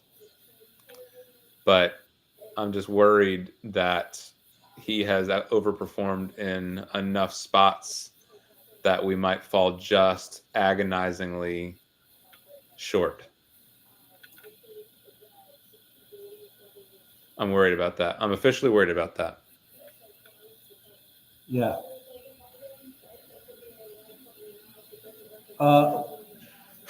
Did you ask about Lackawanna County, or did Karnacki talk about it?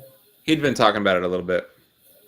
So Biden won 53 to 40, 53.7 to 45.3. And, oh God, Harris is only up by 3%. No, that's not good. Yeah.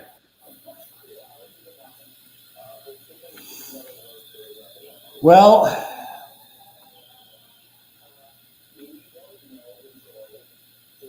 I think we're going to bed tonight not knowing. We don't know. We don't know. I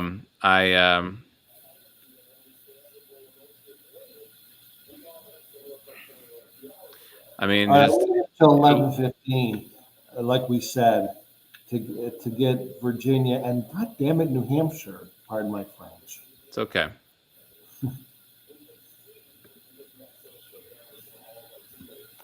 This in Pennsylvania will be slow, but it's coming back fast now. The wrong way, but it's coming back. They were saying it wasn't going to be till morning, but it's at 72%. Yeah, but there's so much of Philadelphia out.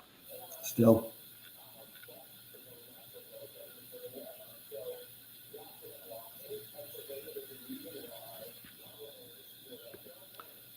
There's a lot of Philadelphia out.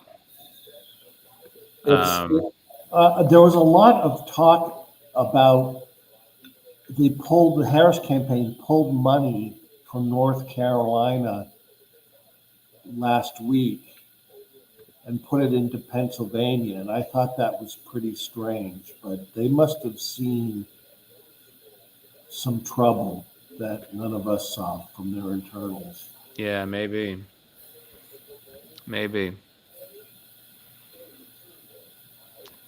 Okay, well, there's a lot of suburban and urban vote, but Kamala Harris is going to need a big swing to win Pennsylvania, Michigan, and Wisconsin. Is it possible? Yeah, it is. But if the trends continue, it's not going to happen, and that's where we're leaving it tonight. Yep. So hopefully the trends don't continue. Hopefully we get really good numbers out of Philadelphia, really good numbers out of Detroit, really good numbers out of Milwaukee, and we win. I'm not sure what other vote is still out there. I'm not sure how much vote by mail came in. This is a very different election than it was in 2020 in terms of that process. So I just don't know. So I hate to sign off in a different way than I did 4 years ago. 4 years ago, I said I'd rather be Joe Biden, right? Arizona had been called by Fox News. And I was like, hey, that's a really big sign. but I'm looking at what Steve Kornacki is saying about the underperforming. There had been a lot of overperforming. So I don't know. There's just been a shift, and so like he's looking at Erie County right now, about 50% of the vote in. She's winning 56.1 to 43. That's a must-win county. Yeah, Northampton County though. That flipped Northampton County. Is that a flip? Yeah. I mean, Biden won it by like 0.7%, but Trump's winning it by like 2.5%. Yeah, hang on. My TV went fluid. So that's a flip from 4 years ago? Yeah. That's not good. Yep.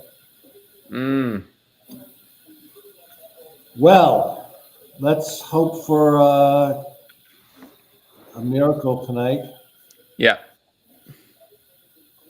And yeah, it's just again the story is she's just underperforming. Yep. And he's nickel and diming in the rural areas, and while she's dominating in the urban and suburban areas. There's going to be a lot of recrimination. People are going to look for the demographic that that betrayed. I don't know necessarily that there is one. I just think it's a nickel and dime. It's a little bit here, a little bit there. I don't think you can say this segment of voters, this demographic, went a different way. I think it was just a little bit on the margins. Yeah, it's going to be so razor thin for whoever wins. Yep. If Trump wins, it's going to be close. If Kamala wins, it's going to be so close. It's going to be within like the 10th of a percentage points. Like, maybe at most a half a percentage point. Like it looks like the polls nailed it. Yeah.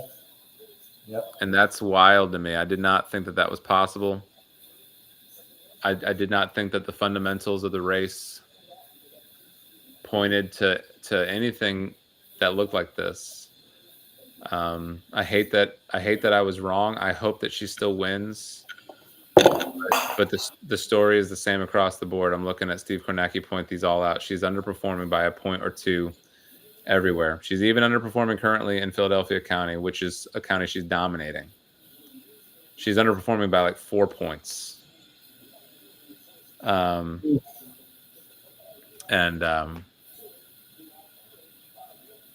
Maybe we'll have some late breaking goodness like we did 4 years ago, but I just don't know.